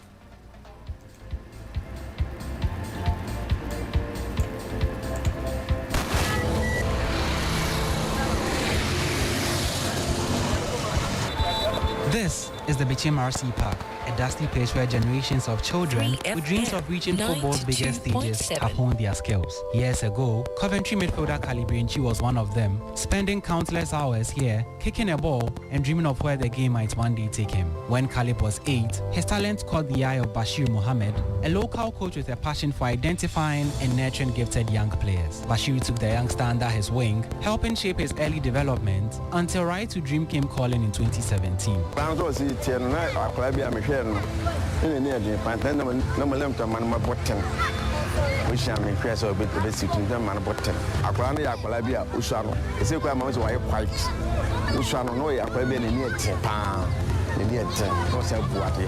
From there, the journey accelerated. After joining Danish side FC Nordland in 2024, Burenchi's rise was meteoric. He made his Black Stars debut at the Unity Cup in 2025, and a year later, became one of Carlos Queiroz's trusted midfielders, marking his World Cup debut with a goal against Panama. Then came another landmark moment. On 21st August, family and friends gathered at a viewing center in Bechim to watch one of their own make his Premier League debut against Arsenal at the Emirates Stadium, just days after becoming Coventry's most expensive signing.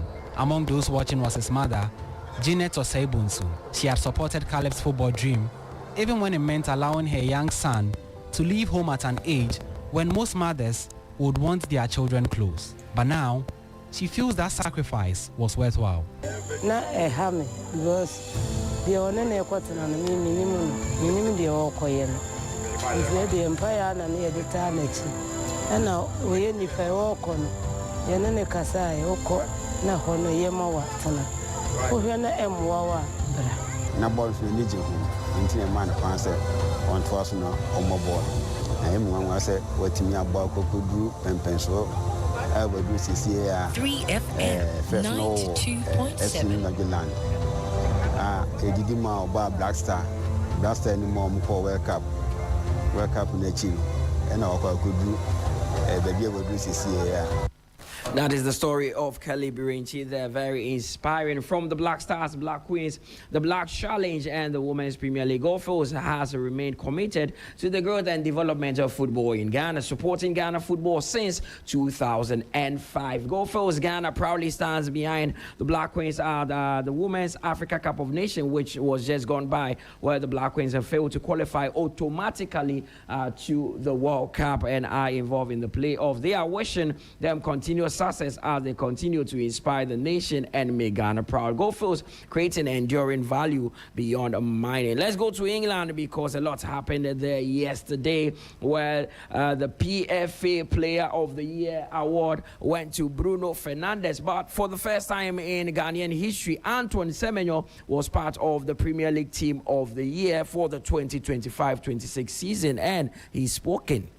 Yeah, it's an honour to be standing next to these guys. It's amazing, and yeah, it's been a long journey. No, it was tough. It was tough. Pep made it tough for me coming in, but I've enjoyed every minute, and I'm improving every day. That is Calibranchi there becoming, that is Antoine Semenyo, who became the first Ghanaian to be involved in the PFA 11 team. Now let's go to the man who won the biggest award of the night. Bruno Fernandes was crowned the Professional Footballers Association, that is PFA Player of the Year for the 2025-26 season. A remarkable campaign in which the Manchester United captain established himself as one of the Premier League's most influential players. His PFA triumph is particularly significant because it marks the first time since 2019 that the award has gone to a player from a club that did not win the Premier League title. Here is what Bruno Fernandes had to say. No, obviously it means a lot. You know, it's voted by the players, the one I step on the pitch to play against every weekend. So he has a different meaning of the other ones I've got. So I think I'm very proud of this one, and it's a very grateful moment for me. I'm a passionate guy about this sport. About this was everything I've ever done, and I know how to do it. Not perfectly, but I know how to do it throughout all my life. I've always been around with the ball, and this is not my dream was not to become a professional footballer, but was to play football for life. And doing this, having the opportunity to represent so many clubs, my national team, to being included with the best in this type of awards, it's something that I would never imagine, but it's something that makes me look back and seeing that kid with a lot of dreams in it, very, very proud. Manchester United captain Bruno Fernandes, PFA player of the season for the year 2025-2026. That's all by way of sports here on 3FM Sunrise. My name is Mutala Yakubu. There's more after this.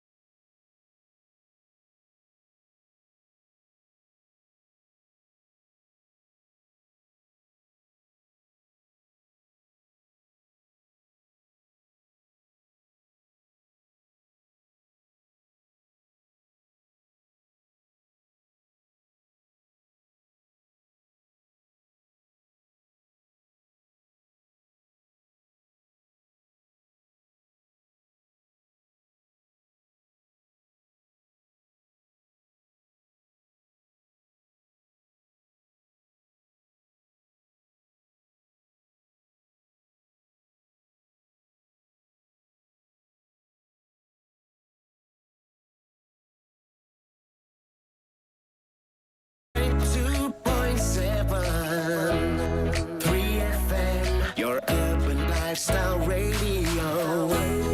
3FM Sunrise. 3FM Morning Show. 3FM 92.7. 3FM Sunrise. 22 to the top of the hour, still live with us here on the 3FM Sunrise.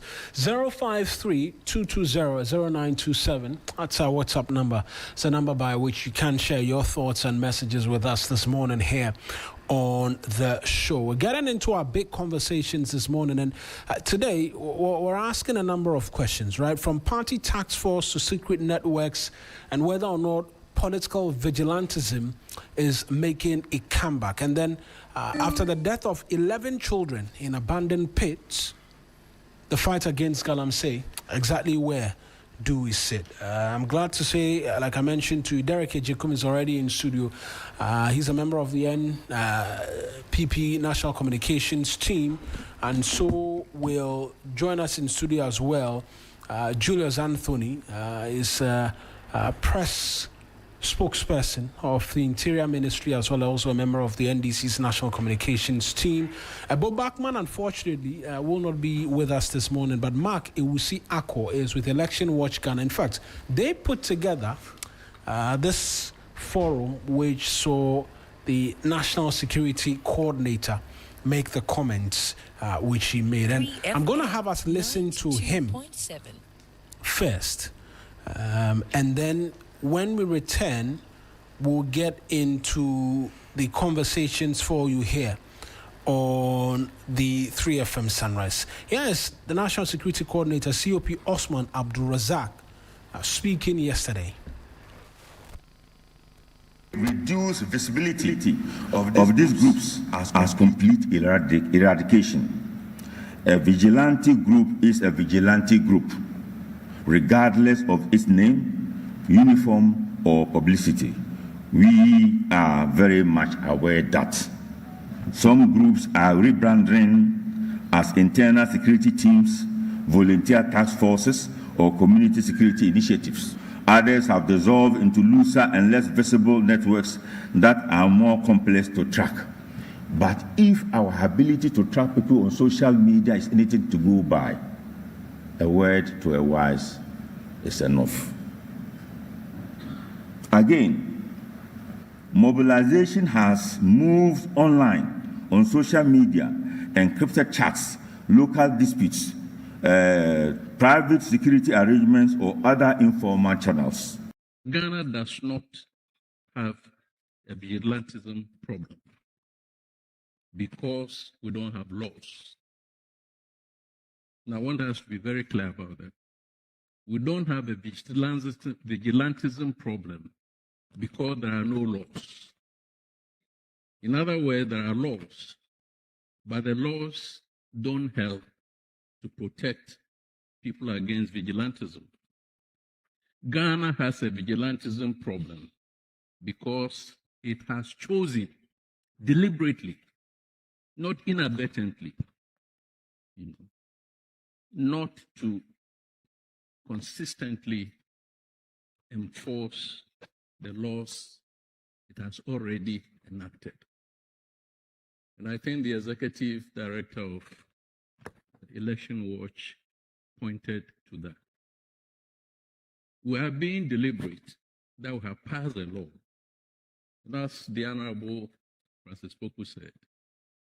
We're only passing the law to tick a box, not intending that after the enactment, anybody who ran foul of the law was going to be dealt with according to the law. Only yesterday, the Minister for Interior, during his press engagement, mentioned that some individuals who violated Ghana's stability 2020-2024 were being hunted or hunted, that 7 or so of them were before court. And the name that I think you mentioned, this double man who was selling used phones or whatever around Circle, was on the run or is on the run. The question we need to ask is, if the act is working, why has it taken us from 2019 to 2026 that we still cannot find the perpetrators or some of the perpetrators, besides the egregious disregard by the government of the day to address the recommendations that the eminent Emil Short, addressed. And I believe Crosby alluded to the gentleman who was shot with 4 children, probably not going to be able to work for life. If that is how we think we want to operate with the act, then I think my proposition is right, that with the laws, or we don't want the laws to work. And apart from everything anybody here says today, the reason why the laws are not working is not technical, it's political. The two political actors, and we need to say, the two main political actors, experientially, have been the only ones who have been able to govern this country since the advent of this constitution, appear to have a sort of gentleman's agreement, a club mentality, that I will not deal with you, so that when you are in power, you don't deal with me. I mean, there is no way of defending the attitude and the mindset and the philosophy of our political actors other than saying that because each party has members who run foul of the law, we'll go soft with you. And when you come to power, you also go soft with us. So, the Honorable Howard Kumsna I haven't met before. In her days, became a Rambo, carrying a pistol and firing all over the places. What happened to her? The law did not deal with the Honorable Howard Kumsna. So, people were grieving. And when those people had a chance, at Ablekuma North, if I'm not mistaken, they also wreaked vengeance and went after her, knowing that their party was in power. And when their case went to court, did the charge sheet, cite violations of the Act 999? Or is cited, as Minister Francis Poku has said, existing laws? The reality of what is happening is that the Act has become redundant. All that the institutions of the state are doing, particularly the police, are acting with the existing laws as enshrined in the criminal code and other offenses, not with the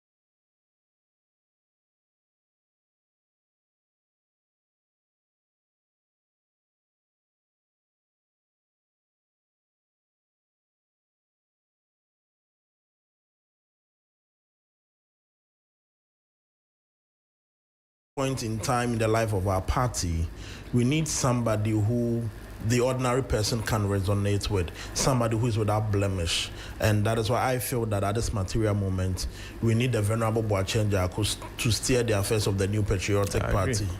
Yes, at this point. I agree with Derek completely. On our side, if I would not be partisan in the matter, I think that Boakye Njaku should be national chairman of the NPP. Is Paul Afoko in the mix somewhere? Well, yes. I can't claim to have studied Paul Afoko, but I've studied Boakye Njaku. And I think that our politics will return to issues. The debates will be more intellectual. Refined. Refined. The people who will be put forward on the side of the NPP would now take the picture and character of Boakye Njaku, so that, because I don't believe, as I often say, that the new patriotic party must be in a deteriorated state before the NDC can succeed. It must be a situation where the two political parties put their best foot forward.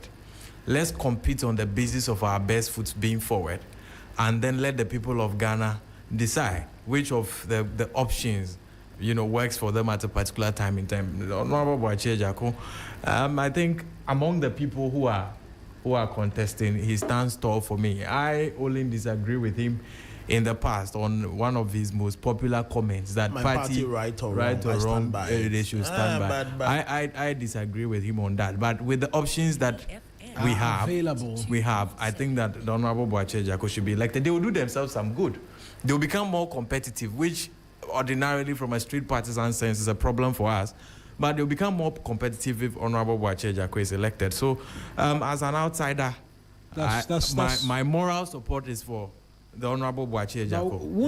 One to me we saw with you from the race late last night as well. Yeah. Says that, I mean, why are you... I read his love letter.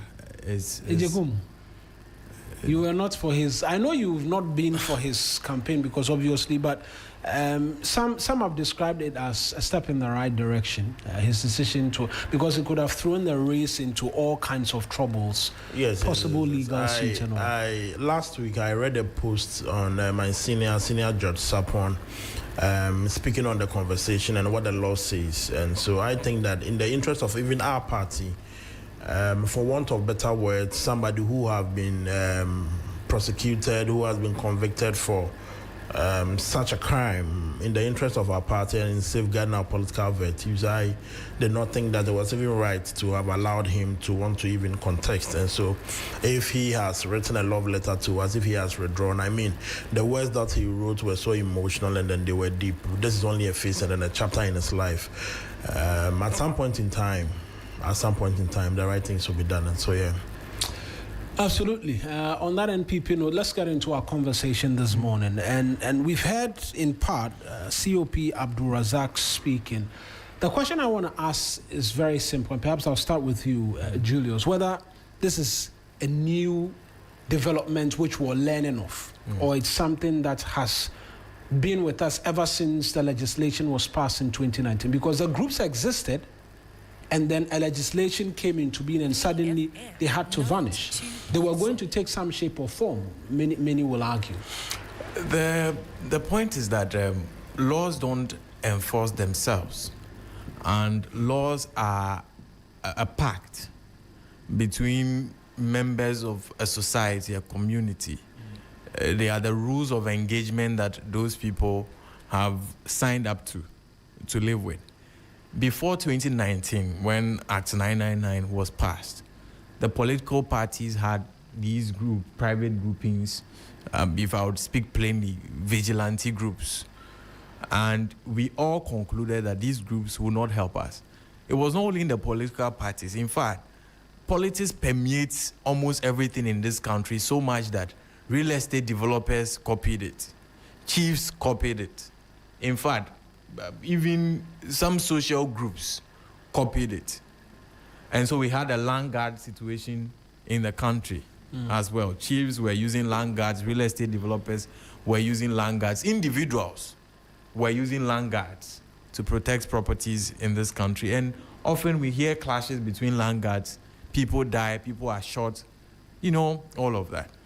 We all agreed that this practice is not going to engender well for the democratic, reputation that Ghana wants to build in this sub-region and the world at large. So in 2019, the Parliament of the Republic of Ghana passed this law. In fact, prior to the passage of that law, the political parties themselves entered pacts, Derek, if you recall, to disband vigilante groups in the country.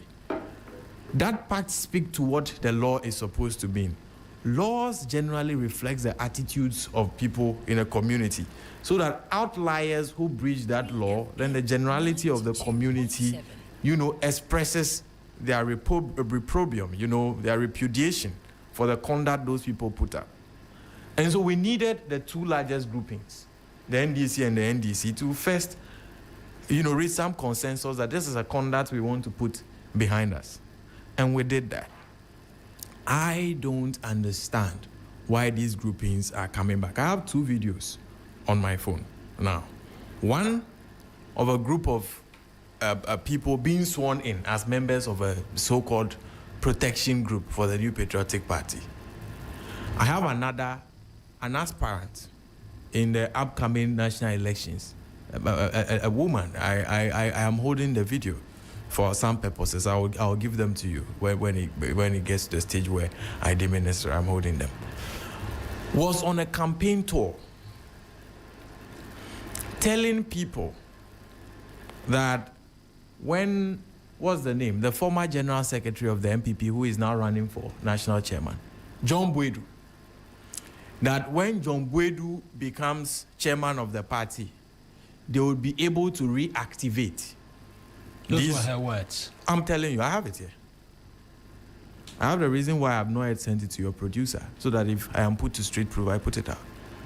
Because I will want to see exactly what content. I'm sending it. And the exact words. Kindly share with Frederick for me. These conducts. We must let me land the point while I'm sending it. We must be very, very careful how we encourage these conducts in the country. Because at the end of the day, you see, when you are forming these groups, typically they will not ask Derek to join those groups. They will not ask me to join those groups. They will not ask you to join those groups.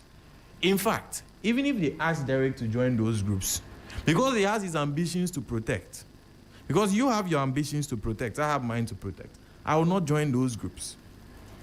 What is it that we think of the people that we put into those groups? I have always been against the characterization of citizenship into various classes. But you realize that there is a particular category of people who they typically recruit into these groups. It would not be my job to mention it here. We all know. Are we suggesting that the only purpose those people can serve in our communities, in our societies, is for us to weaponize them to destroy the democracy we are building?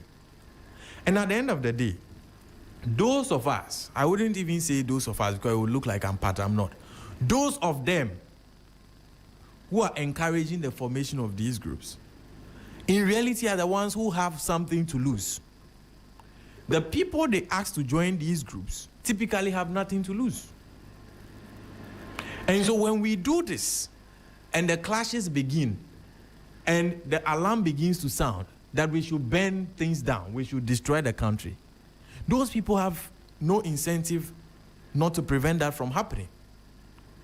They will go ahead and destroy because they have nothing to lose.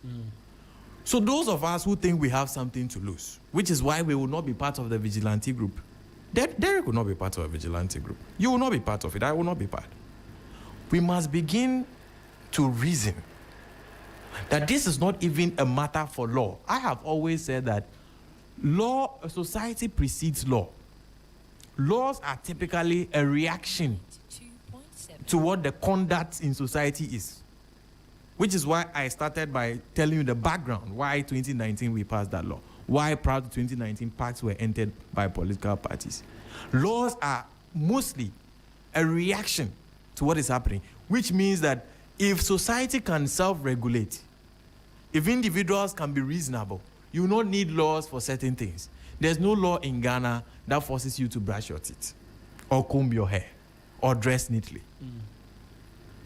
The reason is because reasonably we all agree that you can't be moving around with odor and be disturbing everybody.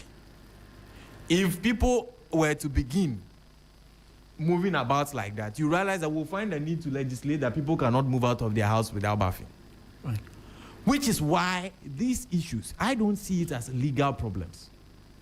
I don't see it as legal problems. I don't see it as law enforcement problems. Because we have two large groupings. In the recent election, even the loser had about 6 million votes, true or false? Yeah. The winner, similar. In fact, 7 million plus. I'm getting my figures wrong. No, I think... I don't recall. Over 4 million. Over 4 million. So it was a million, almost 2 million votes difference, right? Yeah, 1.7. That tells you the characterization of the groupings we have in the country. If those two groupings commanding millions of followers do not agree that these are conducts that should not be accepted, it is then that law comes in. And when it comes to the enforcement of the law, let me put this on record. When we are talking about the 2020 and 2024 election violence, most of the cases involved some law enforcement officers going out of their way to shoot people. In Ablekuma, the suspect, who is yet to be identified, was in military camouflage. As to whether or not he is indeed a military officer is yet to be established. The same way we are arguing that members of the security forces have no right to open fire on people by reason of protecting one political interest or the other. The same way civilian vigilante groups have no such authority to attack, maim, cause mayhem for people in the name of elections. And the same way we are asking that there should be a clampdown on members of law enforcement institutions who conduct themselves like that, there will be a clampdown on civilian groupings who conduct themselves like that. I have heard some of the groups are called bulldogs. If you feel that in elections there is a necessity to unleash bulldogs on the population, law enforcement would also find the need or the use of their guns. We must understand that just as law enforcement institutions are not allowed to unilaterally, for purposes of protecting political interests whatsoever, unleash violence on the citizenry, if we allow civilian vigilante groups in the name of bulldogs and we unleash bulldogs onto the population, the Ghanaian people cannot watch as they get overrun by bulldogs. Law enforcement would also find use for their guns. So we must be very careful the path we are treading on this matter. I've sent the video the video has been airing, and I'm wanting to ask a curious question in relation to it. Yes. First off, I mean, if this is coming to the attention of, and you're not just a member of the NDC's communication team, you speak for the Interior Ministry, and who has supervisory jurisdiction on national security as well. The National Security Coordinator is the one who's making these comments. The expectation is that this will come to your attention and there will be some follow-up made. You saw the video, right? Did you listen? Frederick, roll it. I'll have us listen. Did you listen? There is a reason why personally, in fact, at the start of this, I was on the same page with Derek advocating for Boachie Ejako, so that we can return to reason. Here you are. You have somebody campaigning for the chairman of the New Patriotic Party, right? And the campaign message is that if they elect John Boedu would be able to unleash terror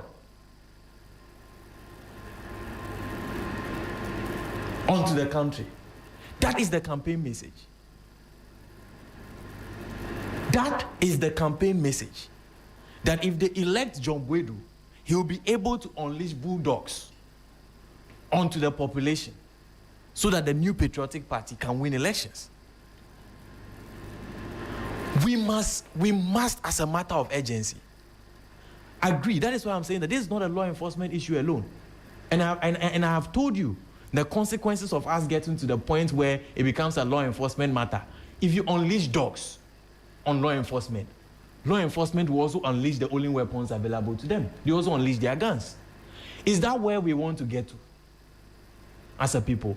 So let's be very, very cautious.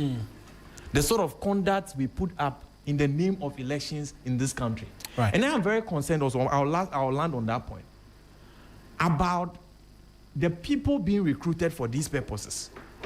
We cannot be in Accra. When you hear the language of the Honorable Alexander Afenyo-Markin, micro-minority leader in Parliament. Is that fair way to when you hear his language in Parliament, minority leader, not micro. Micro-minority. We've never had a minority so micro. Micro-minority leader in Parliament. He uses a certain language where he calls himself and certain people as members of the political class, where he often advocates that members of that class should not hold each other accountable. Anytime there's an issue involving a politician, you hear the Honorable Alexander Afenyo-Markin go to the public and be saying that, oh yes, sir, and it will be your turn. And I have videos of that as well, so I'll give them to you if need be, so you play them. There will be somebody's turn, and that we are members of the political class. We shouldn't be doing certain things to each other. But and those certain things are about people being prosecuted. But is that not factual? He's speaking to a reality that exists. Because I don't Colonel think... Festus Abuaji from that event yesterday, I heard him said that there appears to be a gentleman's agreement between the two political parties. There is no such. You don't go after each other. I denounce that. I attaint it. I reject it.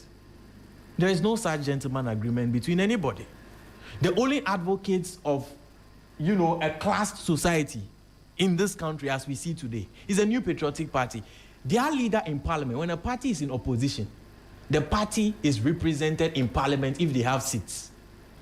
The leader of the party, who is elected by the political party, is a function of the political party, not the national government. So Dr. Bawumia is a function of the MPP as leader. But when it comes to the national government and the involvement of the New Patriotic Party, Alexander Afenyo-Markin is the leader of the MPP. The views he represents is that this society is a class society where he belongs to the upper class with a certain category of people he believes to be in it with him. And that the people in that class should not be prosecuted and be brought to justice in any case. The reason I am saying this is because he does not think same for the people they are encouraging to be part of vigilante groups. He sees them to be lower class citizens who, when they have a brush with law enforcement, should be prosecuted and dealt with. And so they are recruiting and using people, which is unfair, because if you think you belong to a certain class, you are in Accra, we are Karachi, and all of those things, you should expect that other people should also have the same sort of, protection that you ask for yourself. You don't go and recruit them and put them in line of the police to shoot, because if they go around and they mess up in the name of being bulldogs, if someone unleashes bulldogs on you, what will you do? What will you do? Would you watch for a bulldog to bite you? Ghana is not going to watch for bulldogs to bite us. Fair when enough. You use bulldogs as weapons, the police will use the weapons available to them. Let's be careful. Fair enough. That's Julius Anthony speaking there. Derek, I'm going to come to you. And, you've seen a number of the things, and so you respond. 15 minutes is... Julius used 15 minutes, so you have 15 minutes as well. There is the bit as to a person campaigning for your chairman, and we haven't listened. Frederick, perhaps now will be a good time for us to listen, and then we can make some inference from this. So here, right. But he's coming back. His security, your Delta Force, your Crocodile Machete, your BBA, Biboga Bulldogs, Obia, you're ready, so Obabwa, Amayaji Tumino. And a 2 minute bar, or a national chairman, said you can for your candidate, I didn't come back. So, about constituency be your debaman, he will make sure. Obesi Subiasha Mukina said, Yamopes Munyano, Mubenya. Nebi cross as I had Ababacam, because the new Patriotic Party, a new government, Bano, you're buying for front air bano, and you fed the agro, then this is for Buyane, Chia Gum, near Bab power. Omo buya no tie go ne to did say ade che obo na ni se ne de woko ye new government beba no bibi a omo ye ne ne a omo se eye bia no ya ban ne ba eno so eye yes bibi a omo ye ne ne bia ye bia ye so ye de na ye se omo se aban we oye Jesus Christ eti je bi obey Jesus Christ obey 12 disciples obey friends obey Angel Gabriel obey bibia bi so that your party front so betom yes fearful didi me a na aye friend say abonte so for so ho aye de atom the sent obi ankodidi nyobi mesrem nkotodwogu campaigning for John Boedu and we heard Derek. Now you have the right of response and also speaking to the concern of a resurgence of vigilante groups. Eric, I've always said and I maintain that our problem as a country is the kind of politics that we do in this country. Julius here took us through the background of vigilantism. With my own little experience and with what I know from my political party, that is the New Patriotic Party, I remember as far back as in 2016, before the 2016 general elections, when I was a student and part of TESCON, working for the youth wing under the leadership of the Honorable Samuel, who was our youth organizer. We go out to campaign, we engage people, and they mentioned to us that MPP Debiaya to Abamamu, but Montemin protected ballots, no. So all the time, the conversation was that people vote for the MPP, but we fail to protect the ballots. And prior to those times or previous elections were where we saw snatching of ballot boxes and all of that.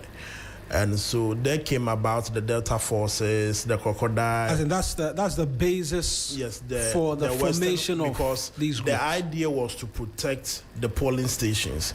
And so we had a campaign of Adopt a Polling Station where we went around speaking to sympathizers and supporters of the New Patriotic Party to provide funds so that we can finance some of these activities.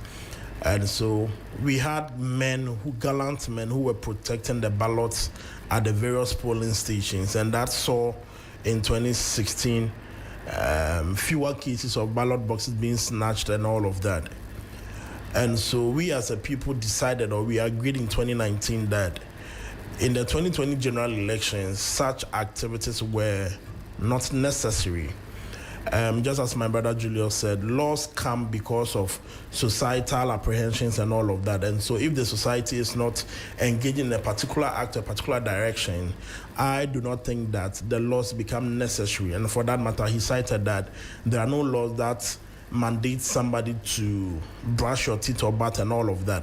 And so when we as a people realized that it wasn't necessary at that material moment, we came together and then we brought up the Act 999. That was to ban vigilantism and all of that. And so MPP as a political party disengaged over 13 vigilante groups. The Western Crocodiles, the Delta Forces, the Bulldogs, the Kandahar Boys and all of that. We disengaged them. We went into 2020 elections without any vigilante group. We saw all that we saw. We went into 2024 elections. We as the two major political parties, we agreed that it wasn't necessary at that point. It wasn't necessary at that point in time. And so let's do away with it. What happened in the 2024 elections? If for nothing at all, we saw how people were beaten at the just Ablekmanot by-election that ended. And so if somebody is campaigning on the tangent that when you vote for her candidate, they will bring up about this vigilantism and all of that, I feel that our election should be about contest of ideas and all of that. Yes, it should be about contest of ideas and all of that. And so that may be her campaign message, regardless of the fact that I do not support vigilantism in its entirety, because at the end of the day, when there is mayhem, some of us may not be able to even run. But in terms of policing, it should be the job of the Ghana Police Service and the respective security agencies. As a person and on principle, I do not support vigilantism. But you see, you can't blame people on certain actions and decisions they may want to take. Are you telling me that Chris Lloyd, who was beaten on Ablekmanot, would protect himself for the next election? Beaten by who? That's the question. By a vigilante group? Is that it? When the National Security Coordinator was speaking yesterday, he said something. He said that vigilantism is vigilante, regardless of the form or shape they take. If there are a group of persons that come attacking people, he treats it as vigilantism. Look at the people that were beaten. Beaten by who? The people that beat our people are they people who vote in Ablekuma North? What did we see about them? Are they not dining and in bed with the government today? A number of them were prosecuted, were they not? I was waiting to respond to those things. And they were made to. No, I'm just speaking from the top of my head. They were granted bail. And they were made to. No, I think after they were charged and they were fined 6,400 Ghana cedis. So if my figures are right, and that's the law we agree. So if somebody sits somewhere and may also want to have beat somebody and then when you are charged and you pay 6,400, then it will ensure my victory. Why won't people recruit people to do that? But I feel that if we will be able to do away with some of these things, we must ask your parties in government, your boss is the leader of the Interior Ministry protecting our internal security. Maybe they can revisit those laws, amend some of the provisions, and ensure that the punishment thereof for some of these actions becomes stringent. Because if it's just about 6,000 Ghana cedis and I win an election to become the president of the nation, you think I can't afford it? You get where I'm coming from. And so people are hurt, people are broken because of what happened in those elections. And so they may want to protect themselves against such actions and activities in upcoming elections or the subsequent elections. And so they decide to assets will get people. It is somebody's also business. It's somebody's also job. And so it's not a conversation of somebody sees himself or herself as superior to you. And so they would recruit you to do one A or B of those works. But it's somebody live for it. That is what somebody has decided to do. And so it's not a conversation of we belittling them or making somebody feel inferior. Julius wants to possess. But it is somebody's business. Eric, a business has in what? I'm saying that it is somebody's work. People wake up, they train to be macho men. That's the conversation that I'm having. Derek, no. Please be careful. No. Derek, please. As a brother, I'm telling you, be careful. Be careful that things. No, wait. I want to even understand. People wake up and train to be macho men. Please. Wait. Derek, be careful. Understand? As in bodybuilders. No, but being a bodybuilder is completely different from. So do we force people into protection? Don't we have private security? Don't we have people who voluntarily? Wait. If I land, you will appreciate what I'm saying. No, we actually love you and don't want you to tread that path. Honestly. No, because if you are talking about private security, when you walked in, private security, they are not macho men. No, I'm even questioning you on the path or the tangent about. No, I'm saying people that. training to become macho men. I'm saying that. You see, Julius made the point that the venerable minority leader, mighty minority leader, Afenyo Markin, has a powerful phrase that he used, that we belong to the political class. In dealing with one another, we must tread with some level of caution and all of that. And so that makes the point that those who are recruited into vigilantism are people that we, the political actors, see them as inferior people, for want of better words. That's true. And I'm suggesting that. That is your opinion, but it's not my opinion, it's a fact. No, Kwame, I'm suggesting to you that people do not force people into vigilantism. Really? Yes. Who forced Julius into the law school? But it's not vigilantism. No, wait. We all have our choices and our decisions. Derek. So if I want somebody to protect me, here's a point I want to make, that some have even argued that the prevalence of the groups even is symptomatic of a failing system, because if people have jobs to do, they will not be picking up arms to go and be protecting ballots. So that's why I'm having a challenge agreeing with you that it's a business. Exactly. That's where my challenge is, because in looking at it holistically, there is even the diagnosis that, look, if people have jobs to do, young people have jobs to do, they will not be going around following politicians and be carrying ballot boxes and say they are going to police internal elections or they are going to fight to protect ballots, because they have something valuable to protect. I agree with you that some of these things are as a result of a failed system. And because the system is failing them, that becomes an alternative path for them. That is what I'm saying. Now, we don't force people into these acts. Julius is wanting people to believe. But someone recruits them. Yes, but if I want somebody to protect me... produce a second video of people being sworn in.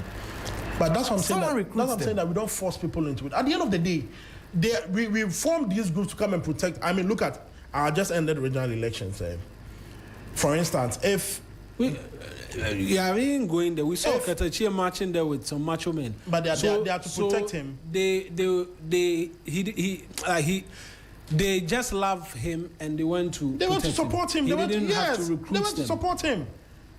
We have friends. Are you telling me that if I go to the gym and there are bodybuilders in the gym and I'm running an election and I need them to come around and come and give me that moral support? Julius sat here and said that he is showing his moral support for the venerable Boache Jacko. And so if I go to the gym I go to the gym and so the persons in the gym for a love of you will march out and come in. They are friends. Friends do support friends.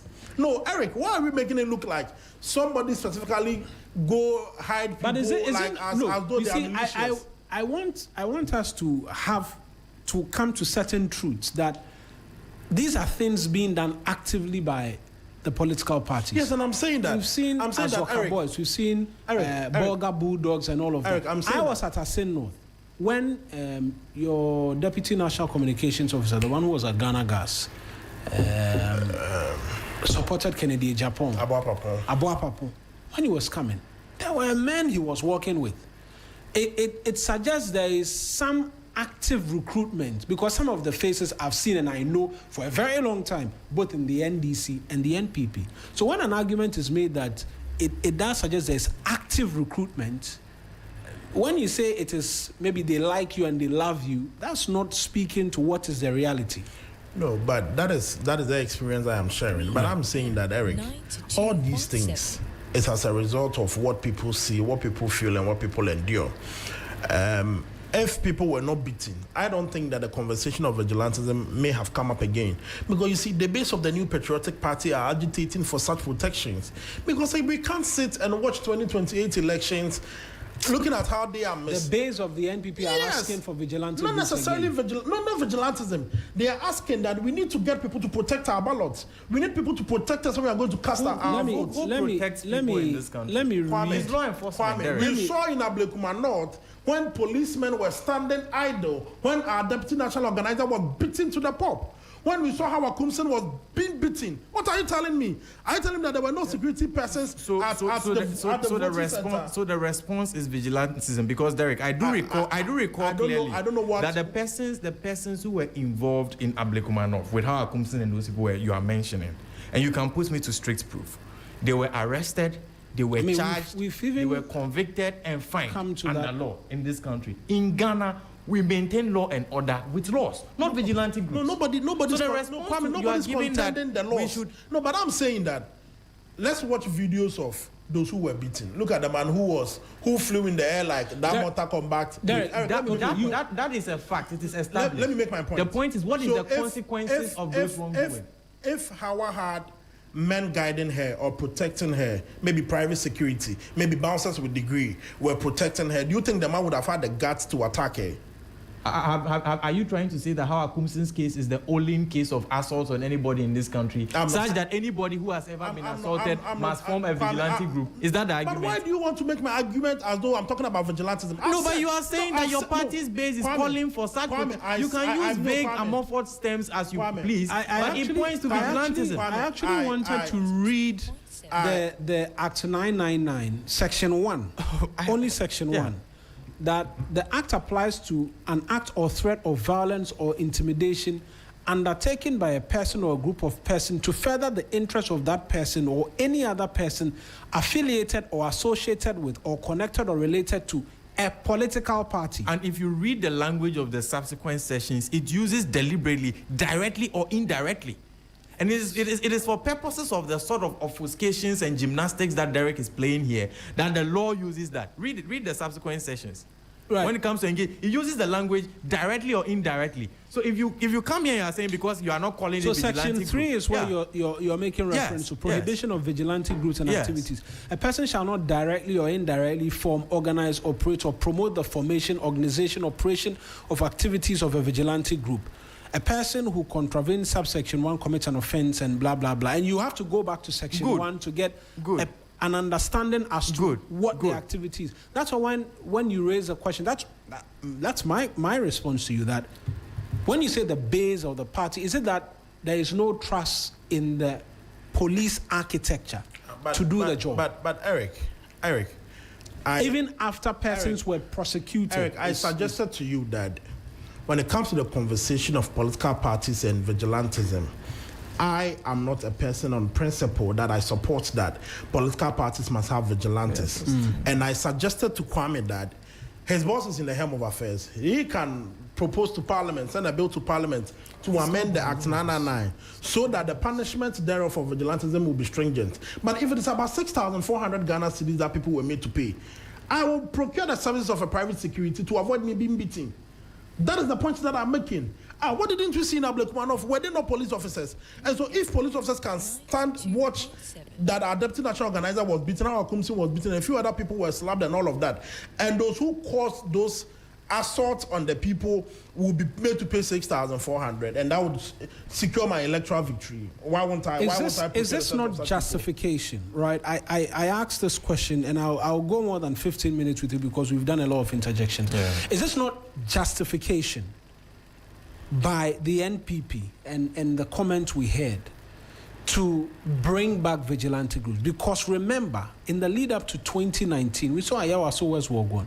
Police officers were standing by when a member of parliament was assaulted. Yes. We've seen elections 2020 where 8 people died.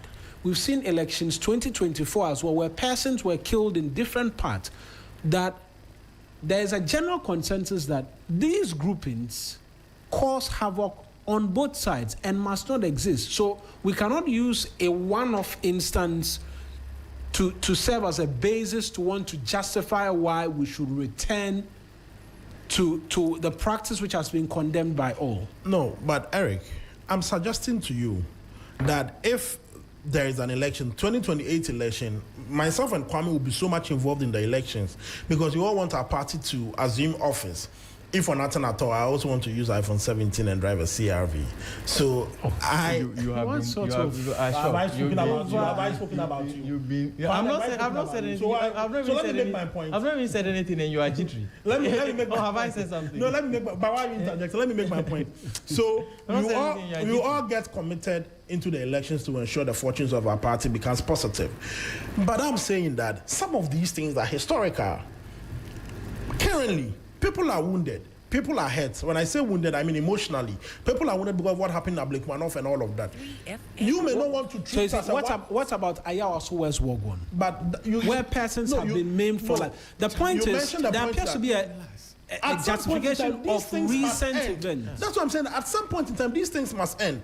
But if they are not ending, the laws must be stringent. And I've made that point earlier, that until such is done, you can't stop people from doing some of these things. In any case, we were in Tafo, my boss's constituency, when we had Metro Men coming to the collation center.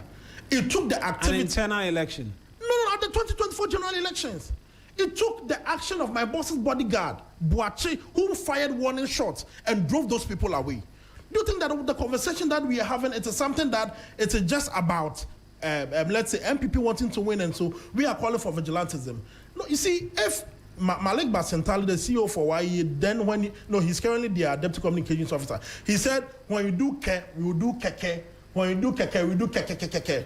It is because of the keke that they did in 2024. That is why some people have decided that, no, I need to have my internal security formed. Because you see, these people that they used, I won't even say they used, these people that came attacking the MPP, some of them, just as you alluded to earlier, were people that were for the MPP vigilante groups. But when we agreed that these activities were not necessary, they felt we had jittered them. They felt that we had, not appreciative of what they did for us. And so look at the activities that they were engaged in. And so I'm saying that if we all come to the point that they realize that these things are not necessary, the laws must be stringent. Just as Kwame said, the laws do not enforce itself. We must enforce the laws. But if I am to slap Julius and he runs away from a coalition center, and I would be able to maneuver my way and win an election, and I will just be charged for 6,400 Ghana cedis, why won't I do and go and take a salary of 20,000 as it is explained out there? And so the laws must be stringent. The laws must be scary. If I kill Kwame and I am charged for murder and I will be going into for life, if I do manslaughter and I'll do 25 years. I don't think I'll do that. And so some of these things must be the conversation that we may want to have. Just as I said, his boss must bring a bill to Parliament seeking to amend some of these laws. And at the end of the day, we may not even have this conversation. But looking at the penalty unit for some of these activities, come on, you can't just help but watch people do these things. Fair enough, Julius. But let me also make the point that on the question Kwame, as the press secretary for the Interior Ministry, has said that if you bring bulldogs onto the street, the security services will do shoot and kill. I never said but that. you said you use Relax. the available weapons. But you told me I can't use metaphors and all of that. So I'm interpreting what you said. If you decide as a civilian grouping to cause mayhem for the country, the same way we are against the use of the security services to cause mayhem for the country, we must be against him too. Wouldn't you agree? I mean, that's a general consensus has been reached. Of course. So if private civilian vigilante groupings would cause mayhem for the country, law enforcement must do their job. I don't think anybody should be against that. I will start on the very last points he made. And the, insistence on reference to my boss. It's just the legislation is not, the present legislation is not stringent. Derek didn't read the law. Trust me on that. Derek didn't read the law. He didn't read Act 999. If he read Act 999, Derek will know that the consequences there are not fines. The consequences there are a minimum 10-year imprisonment. No more. So what happened to Relax. Oh, Derek. So why were those Derek. The people, the incident in Ablekuma North, the people were not charged under the vigilante law, because you must prove that when a criminal provision exists, you must prove the elements. Yeah, the elements of the crime must show that the person acted as a part of a vigilante act. That is why I am telling you that Derek. That is why it does not. If at any point it does not. You know it. Take as long as you want. I'll be back. No, you see. We want Take to, as long as you want. Kwame, we want to avoid vigilantism, right? Derek, some of these things... I'll make the point. Yes, you'll make the point, yes. but spare me a few minutes. Some of these things happen at Ablekuma North. What thing exactly? That is why I asked you.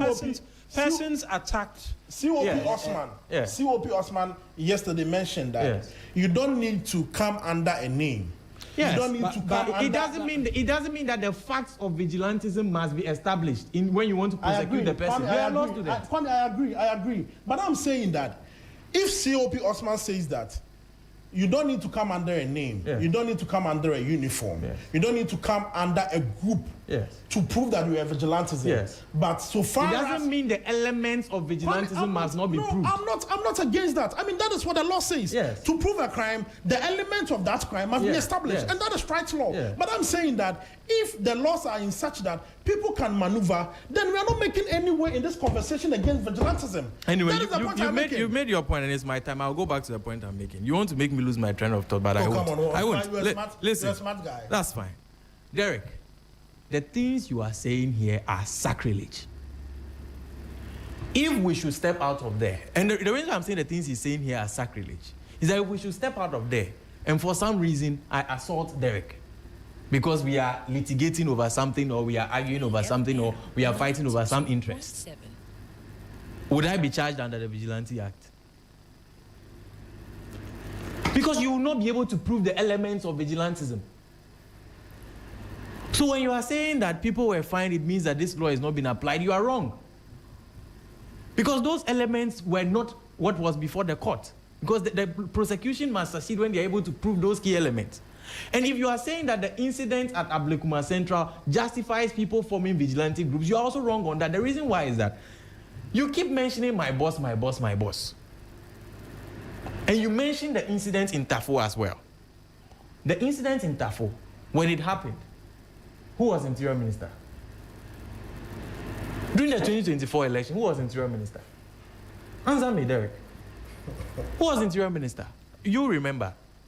Who was Interior Minister? I mean, it was... Henry Quarter was Interior Minister. Right. So Henry Quarter caused it. Is that what you want to say? Henry Quarter caused it. You keep mentioning my boss, my boss. Henry Cote cost, what happened to your boss? In 2020, how many people died during the election? More than 8 people died. Who was Interior Minister? I can't recall the name, but I'll get that. It was not. Who was Interior Minister? No, he can help us. I know that, but I don't want to. I want him to mention it. Who was Interior Minister? 8 people died in the 2020 election. Was the response of the NDC that we will form vigilante groups, as Derek sought to justify?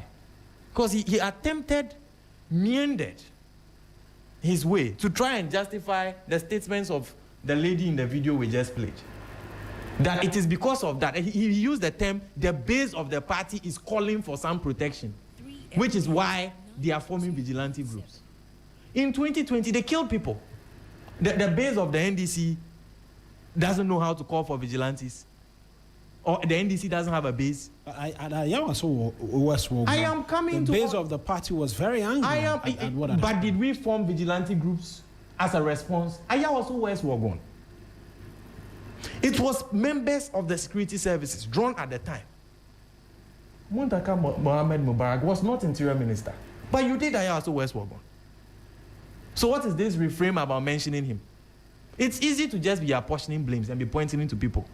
But Muntaka was not Interior Minister when you did Ayawaso West Wagon.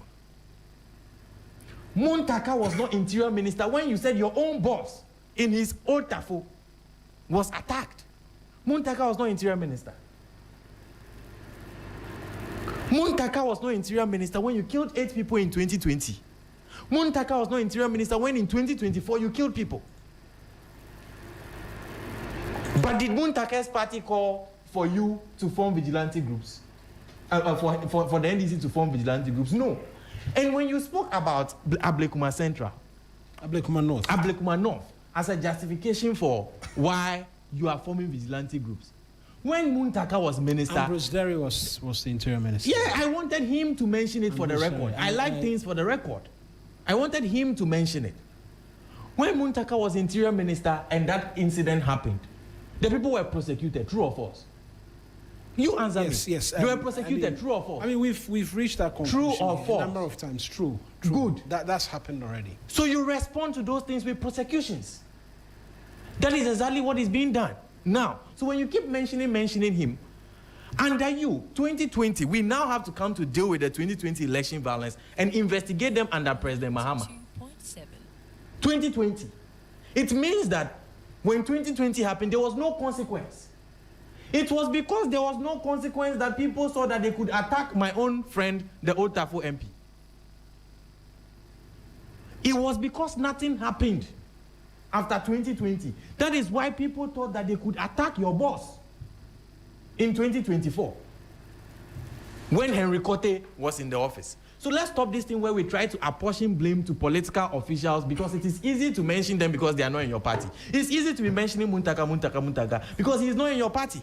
But do you see the record? Do you see the record? You did not even prosecute up till now the individuals that were involved in Ayawaso West Wagon. You are aware that a prime suspect is yet to be identified, right? You are aware. Yeah. How did that happen? He's outside of this country by now. How did that happen? Because between the period when all that happened until the 10th of January 2025, when President Mahama was giving instructions for investigations to be conducted, some other people were in leadership. Someone else was president. His Excellency Nana Addo Dankwa Akufo-Addo, as he then was. Ambrose Derry was in government. Henry Cote was in government. It's easy to be mentioning Muntaka. It's easy, Derek, to be mentioning Muntaka. But the facts under you and the facts under him, see the difference. See the difference. 2020. How many years ago was 2020? How many years ago was Ayawaso West Wagon? Ayawaso West Wagon happened in which year? It's 2019. It was 2019. Good. How many years ago was Ayawaso West Wagon? How many years ago was Ablekuma North that you are talking about? But immediately there was consequences. Immediately. That is how you deal with breach of law, with lawful consequences, not forming of vigilantes. I expected that Derek would immediately call out the said lady he remembers her name. I don't remember her name. Jennifer Foriwa. I expected that Derek would immediately call out the lady, reject and attain her conduct, call for such conduct to end. But you know what Derek did? He said one of the most, with respect to him, he's my brother, one of the most ridiculous, one of the most ludicrous things, that it's a business. Vigilantism, a business in Ghana, and that people can go and gym. And when they have body, they now make themselves. We disagreed with him on that. They now make themselves available. You did, and I'm making mine. They now make themselves available for the so-called political class in Afenyo Makin's language to employ them as a business. Business, vigilantism, business.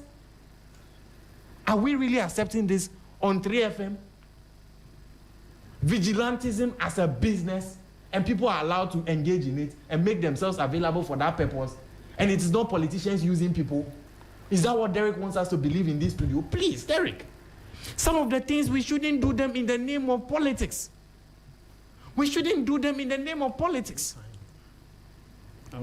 We shouldn't do certain things in the name of politics. Call vigilantism a business, justify people who are recruiting those people as not using people. They are using people. Right. Why is it that you are saying that people can walk around with those people? Why wouldn't you? If it's a business, why are you not in that business? You are very big. Derek, you are very big. You are macho. I'm not interested. Derek, you are a macho. I'm not macho. Compared to me, you are a macho.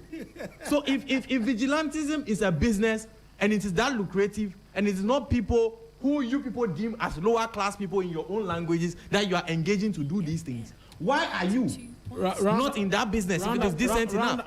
You are a macho. You are saying that people can go and gym and then they will go and do. You are a macho, Derek. Why are you not in vigilantism? Fair enough.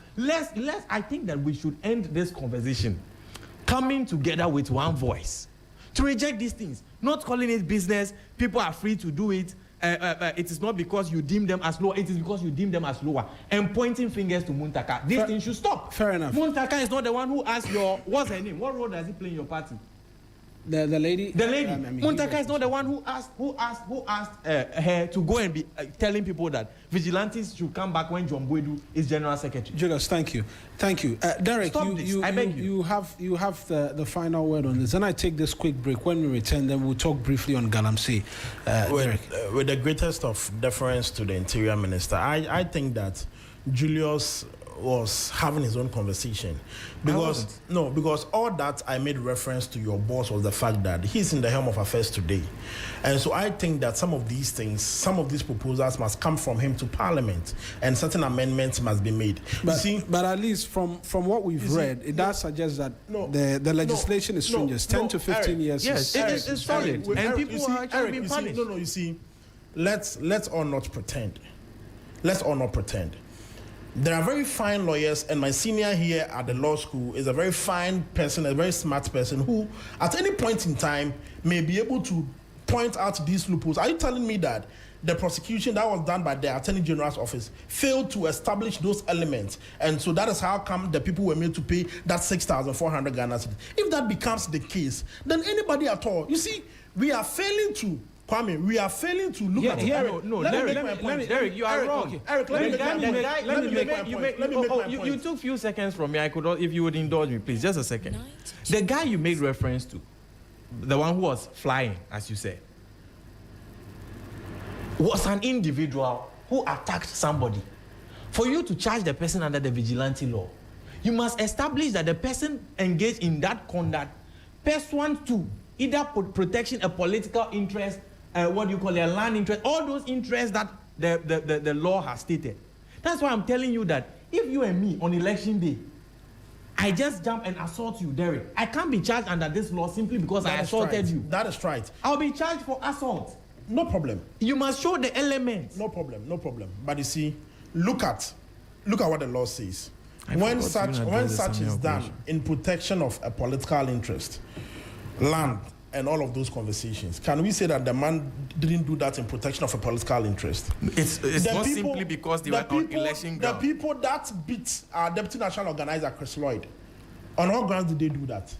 But you see, I am saying that if these things become the conversation, Eric, we wouldn't be making any headway when it comes to preventive vigilantism. I said in my opening remarks that I am not for once on principle in support of political parties hiring or recruiting people to come and, as it were, engage in vigilantism and all of that. But I'm saying that I am also not against people wanting private security for themselves. In any case, we have bouncers with degree. Isn't it a business for them? Isn't TV3 having private security? Isn't it a business? They are registered under law. They are registered under law. So I'm saying that you can't justify Jennifer Queen's conduct by saying that. I'm not talking about Jennifer. I'm saying that I am not against vigilantism, because at the end of the day, when there is a clash in Otafo constituency, I may not be able to run. I may suffer the casualty. My family, my relative may suffer the casualty. And so I am not in support of vigilantism. But I am not against, based on what has been happening in the past, I am not against private security.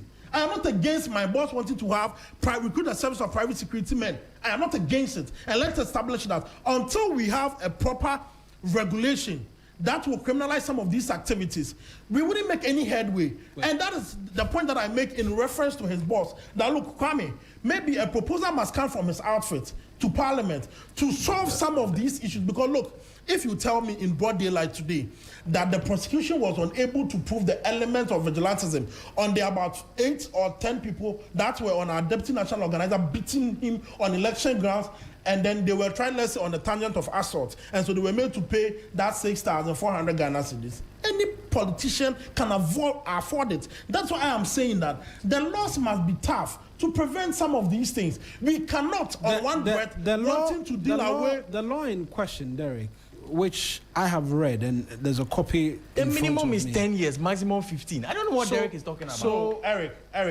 you see, the conversation. Yesterday, I saw a post on Facebook on what you have to do when you wake up and then you invited a lady over and the person had died in your room. What do you have to do? And one person, MC Frank, had written, oh, don't touch the person, don't interfere with evidence and all of that. And I wrote under the comment that if not for the fact that I'm a law student, I would have said that this is just theory and not practical. Because how do you tell me that if you wake up and somebody is dead, you won't touch the person and all of that?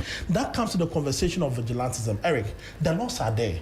15 years must scare people off. But if I am engaged in such an act and the prosecution fails to establish the element of that crime, and so I was tried under a different crime that they were able to prove or establish the element, anybody at all, as I've always said, can find these loopholes and navigate it.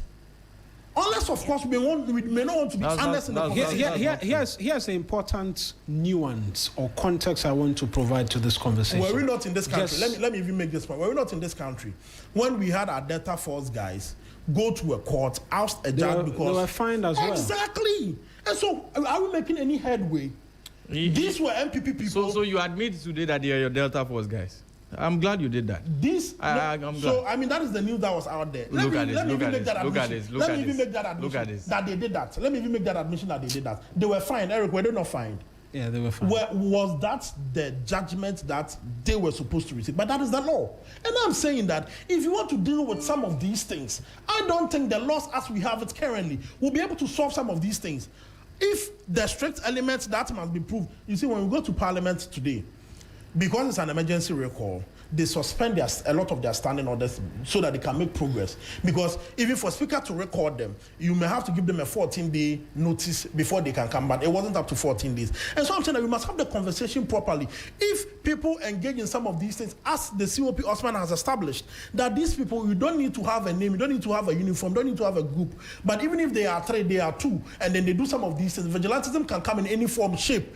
And so we may have to look at it from that angle and not necessarily say that we have 10 to 15 years and so there are laws. Let me come in with this nuance.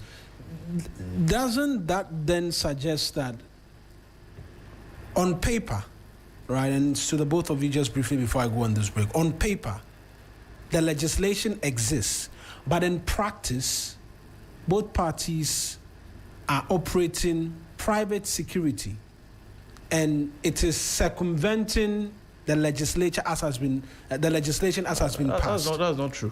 That's not true. Because it's not true. And I will show you why. And the example I was going to give is to provide a bit more context was that when you are at an election ground and someone assaults you, yes, it's for political interest, but it doesn't show a planned activity or persons recruited. And so there will be a struggle there to point to vigilantism, and it will just be assault. But that also becomes a branch to which persons can escape outright prosecutions in relation to that. But let me get back to the point as to both parties hiding behind the name internal security and continuing in the tangent in which they are. Just 2 minutes each. The facts don't support that. The facts don't support that. And I'll use just 1 minute on that. So let me use my first 1 minute for this. He did mention Samia Oku. I respect Samia Oku. And that in 2016, people were telling Samia Oku that they need protection of the ballots, blah, blah, blah, and all of that, and which is why they recruited some of these people. Samia Oku, who I respect very much, was still youth organizer of the MPP. These brutalities, he was in Legon with me. You were at Institute of, what do you call it? This university at Medina, private university, where we held our NUCS Congress in 2021. Lakeside. You were with us that day. What happened? Your own Dennis Labi, Ampofo, faced that brutality that day. NUCS election, student elections. When I won the election, I can read the tweets to you. In the comment section, people were shocked that I won. You know why? They were shocked that despite all that, I'm a known NDC person, I managed to win that election. They were beating even some of their own people when they felt that it was not in the interest they are advancing at that time. Using people in national security uniforms. I don't know whether national security people are supposed to be, but the khaki, the same khaki that was used in Ayawaso West War. What was the justification for that? Was it the same people who were calling for protection of ballots under him that you are talking about? Is that a justification for it? For what happened at Lakeside University? We were all there. We all saw it. It was broadcasted by the media. So if you want to hide under where you say, anything why you say no, it's not true. And that brings me to answering your question. In 2020, people were killed. You remember how many? 8. Did NDC hide under that and say that we are forming vigilantes? Do you remember NDC vigilantes from 2020 after people were killed to protect ballots in Ghana? Do you remember any? You tell me. Do you remember NDC vigilantes to protect ballots after Ayawaso West war gone? We went into the 2020 election after Ayawaso West war gone, true or false? If there is analogy that the base was calling, and so they could hide under, nameless people and all of those things to attack, why didn't we do it? Do you know what I see here? Let me land on that point. Do you know what I see here? I see people who had the advantage of having law enforcement in their hands, abused it in power, killed 8 people in 2028. 2024. 2020. 2024, they repeated the same thing. And now that they have lost power, the fear of being empty, that fear of now being naked, is causing them to do this. Because when you look at the facts chronologically, from Ayawaso to 2020, from the NUCS events that happened at Lakeside University, I myself was there. I contested that election. He was supporting me. He was there. All of them were there. If you look at all those events, abuse of raw state power, now that they have lost power, the fear of being naked is making the likes of, remind me of the name again, Jennifer and the MPP to go now and form vigilantes. That is what is happening. Let's admit the fact. The facts don't support any fear. Come in for me. So I think that the problem with Kwame is the announcement, because he's saying that the NDC didn't announce that they were going to form any vigilantes. We didn't even use them. Kwame, where did we use them? 2024 elections, we all saw what happened in this country. We all saw when MPs, when current ministers led the charge of these guys, visiting collation centers and all of that. What didn't happen in Ablekuma, Obuasi East or Obuasi West? Dr. Patrick Adams constituency. What didn't happen there? I have told you that we had a similar experience in Tafo. We saw some of these things. We saw how Ablekuma North, the reason why we had to go and do that re-election at some polling stations was because of some of these things. People had to burn down a whole school facility and all of that. And you are telling me that what? I'm saying that, look, if we want to address this conversation of vigilantism, we must do it so well that people may not have to look at the laws, look at the loopholes in the laws, and escape that. And that is what I'm only suggesting. You see, you're in the helm of affairs today. Fine, you can say all that you want because you are into research. Tell us we abused the law, the power that when we had. We did that, we Not did this. tell you did. No problem. It's a fact. No problem. Now you have the charge now. A charge to keep I have. You have the charge now. And so make the law stringent just so that people may not... need that. We need you not announcing that you are forming groups, Derek. You can't stop the law. The law is jailing. Security. Private security is what Jennifer. Is that private security? I don't know. There is a direct when it comes to administration of police in Ghana. I'm saying that. There is a private security directorate under the Ghana Police Service where you register private security groups. What the woman is saying here. Play it again. Please play it again. Really, Derek, are you really willing to go to these ridiculous, tangents just to maintain these sort of arguments? Derek, what are you doing here? I am saying that we can't prevent. They'll register burger bulldogs. And all those things. If just about name information, I can go and register. You are saying, Kwame, Derek, you are talking about vigilante groups. The woman was literally talking about vigilante. Derek, what are you doing? My line manager. Kwame won't allow me. No, I just don't want you saying these ridiculous things and they are on record. No, I am worried for you. Kwame, I am saying that. You see, I am saying that we must do so in such a way that will scare people to even want to have private securities protecting their ballots for them. If you want to do away with this vigilantism conversation, I am suggesting to you that people can hide behind whatever name, whatever cause, and have these vigilantes operate. And so if you are keen on addressing this conversation of vigilantism, we must make sure that the law do not give people the room. And I've said earlier that, Eric, if what we saw in Ablekumanov, the prosecution was unable to establish the element of vigilantism, and they were tried under assault and whatsoever charges that were before the court, then anybody at all can afford that. If it is the services of a lawyer, they can afford that. If it is the service of the penalty unit, if it is the fee for the penalty unit, they can afford that. But we must have the laws just so. It will scare me, Derek Kajakum, that I'm on an election, I'm on a ballot, and I'll have private securities who are protecting or manning up the ballot for me. That is the conversation that we must have. And also maybe some form of education, the government must resource maybe NCCE, so that they have some form of education for our people to understand that, I mean, life matters and then life goes beyond politics, and so there's no point in wanting to hurt one another. I remember my first experience that made me have a change of mind. Out of time. 30 seconds and I'll be done. There was a time in 2020, my memory is right, when our then minister, Lance Minister, the Honorable Samuel Abu Jinapo, had a heated argument with his senior brother, John Jinapo, the current energy minister.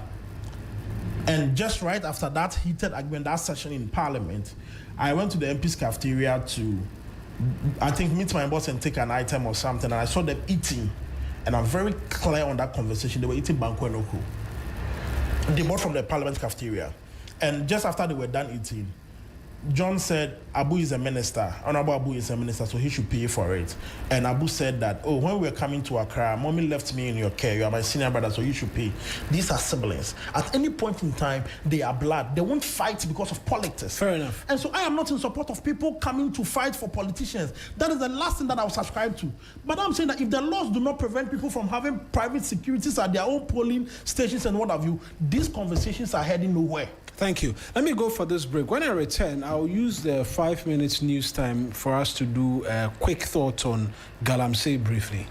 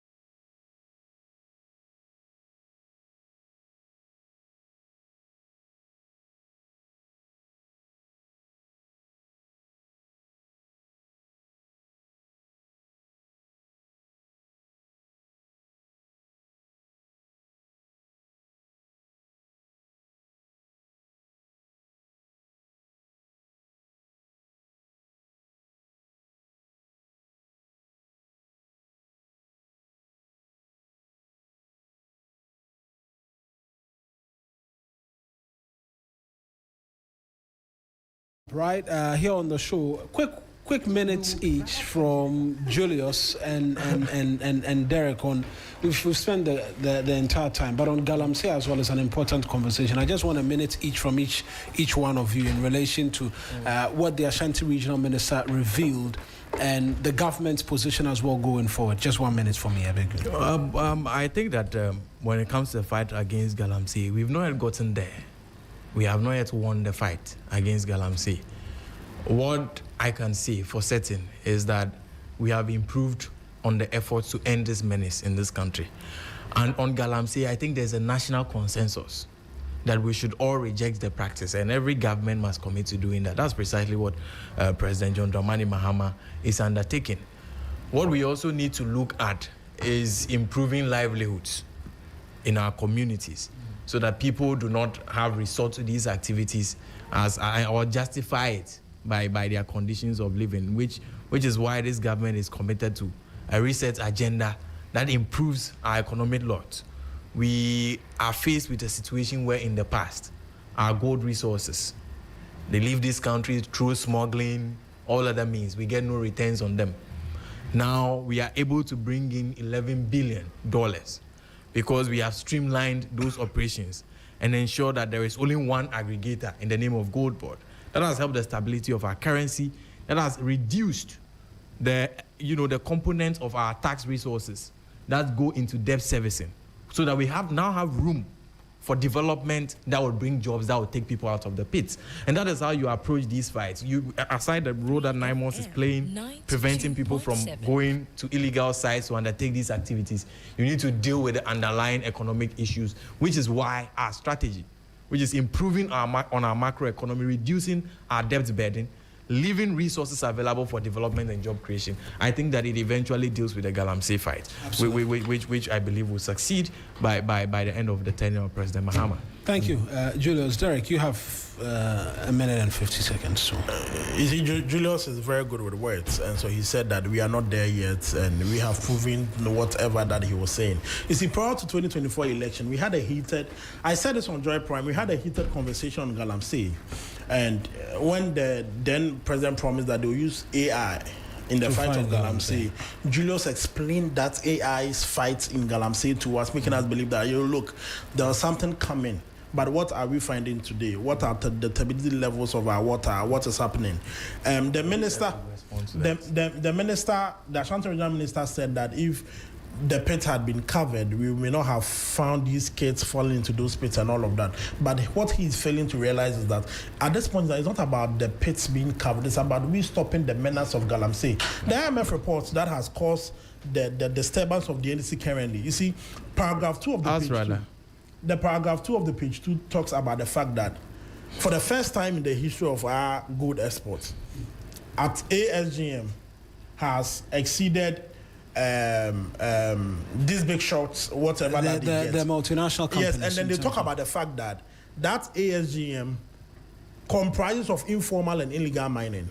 And so if he talks about destabilizing our economy, they're doing this. At the back of it, people are dying. At the back of that, people are getting infected. At the back of it, people are having children that are deformed and all of that. And so, of what essence, whatever that he's talking about, all facts that are not new. Yes, they are not new, but that is why you promised us a reset. Yeah, that is why the Ghanaian people killed and voted for you. That's why everybody killed and voted for them. And so if you promise us a reset, no, but at the end of the day, we say President John Mahama is our president, so we all voted for him. So if you promise us a reset and we woke up at dawn, kill to vote for you, and at the end of the day, what are we seeing? The matters are getting worse. Now go everywhere. When we had their national executives being referred to Yoko for investigation, they tell us the investigation takes time and all of that. When we have in broad daylight constituency executives attacking NIMOS and all of those things. And so please, they shouldn't come and give us those reactionary comments. They have failed in the fight of Galamsey, and that must be established. You've done 2:15. Take your time. Thank you. I wish I had time to respond to the whole AI thing. It's been 30 done very seconds. well. You 30 see, seconds. But if you had 30 seconds, you let me know. we'll be back here. We don't want to spoil your show. I see that she's waiting. Yeah. So that's Julius Anthony. He speaks for the Interior Ministry, and Derek Ejukum as well. He's a member of the NPP National Communications team joining me in studio. Gentlemen, thank you very much for coming. I'm just going to mention to you that the NIA is warning institutions which verify Ghana cards to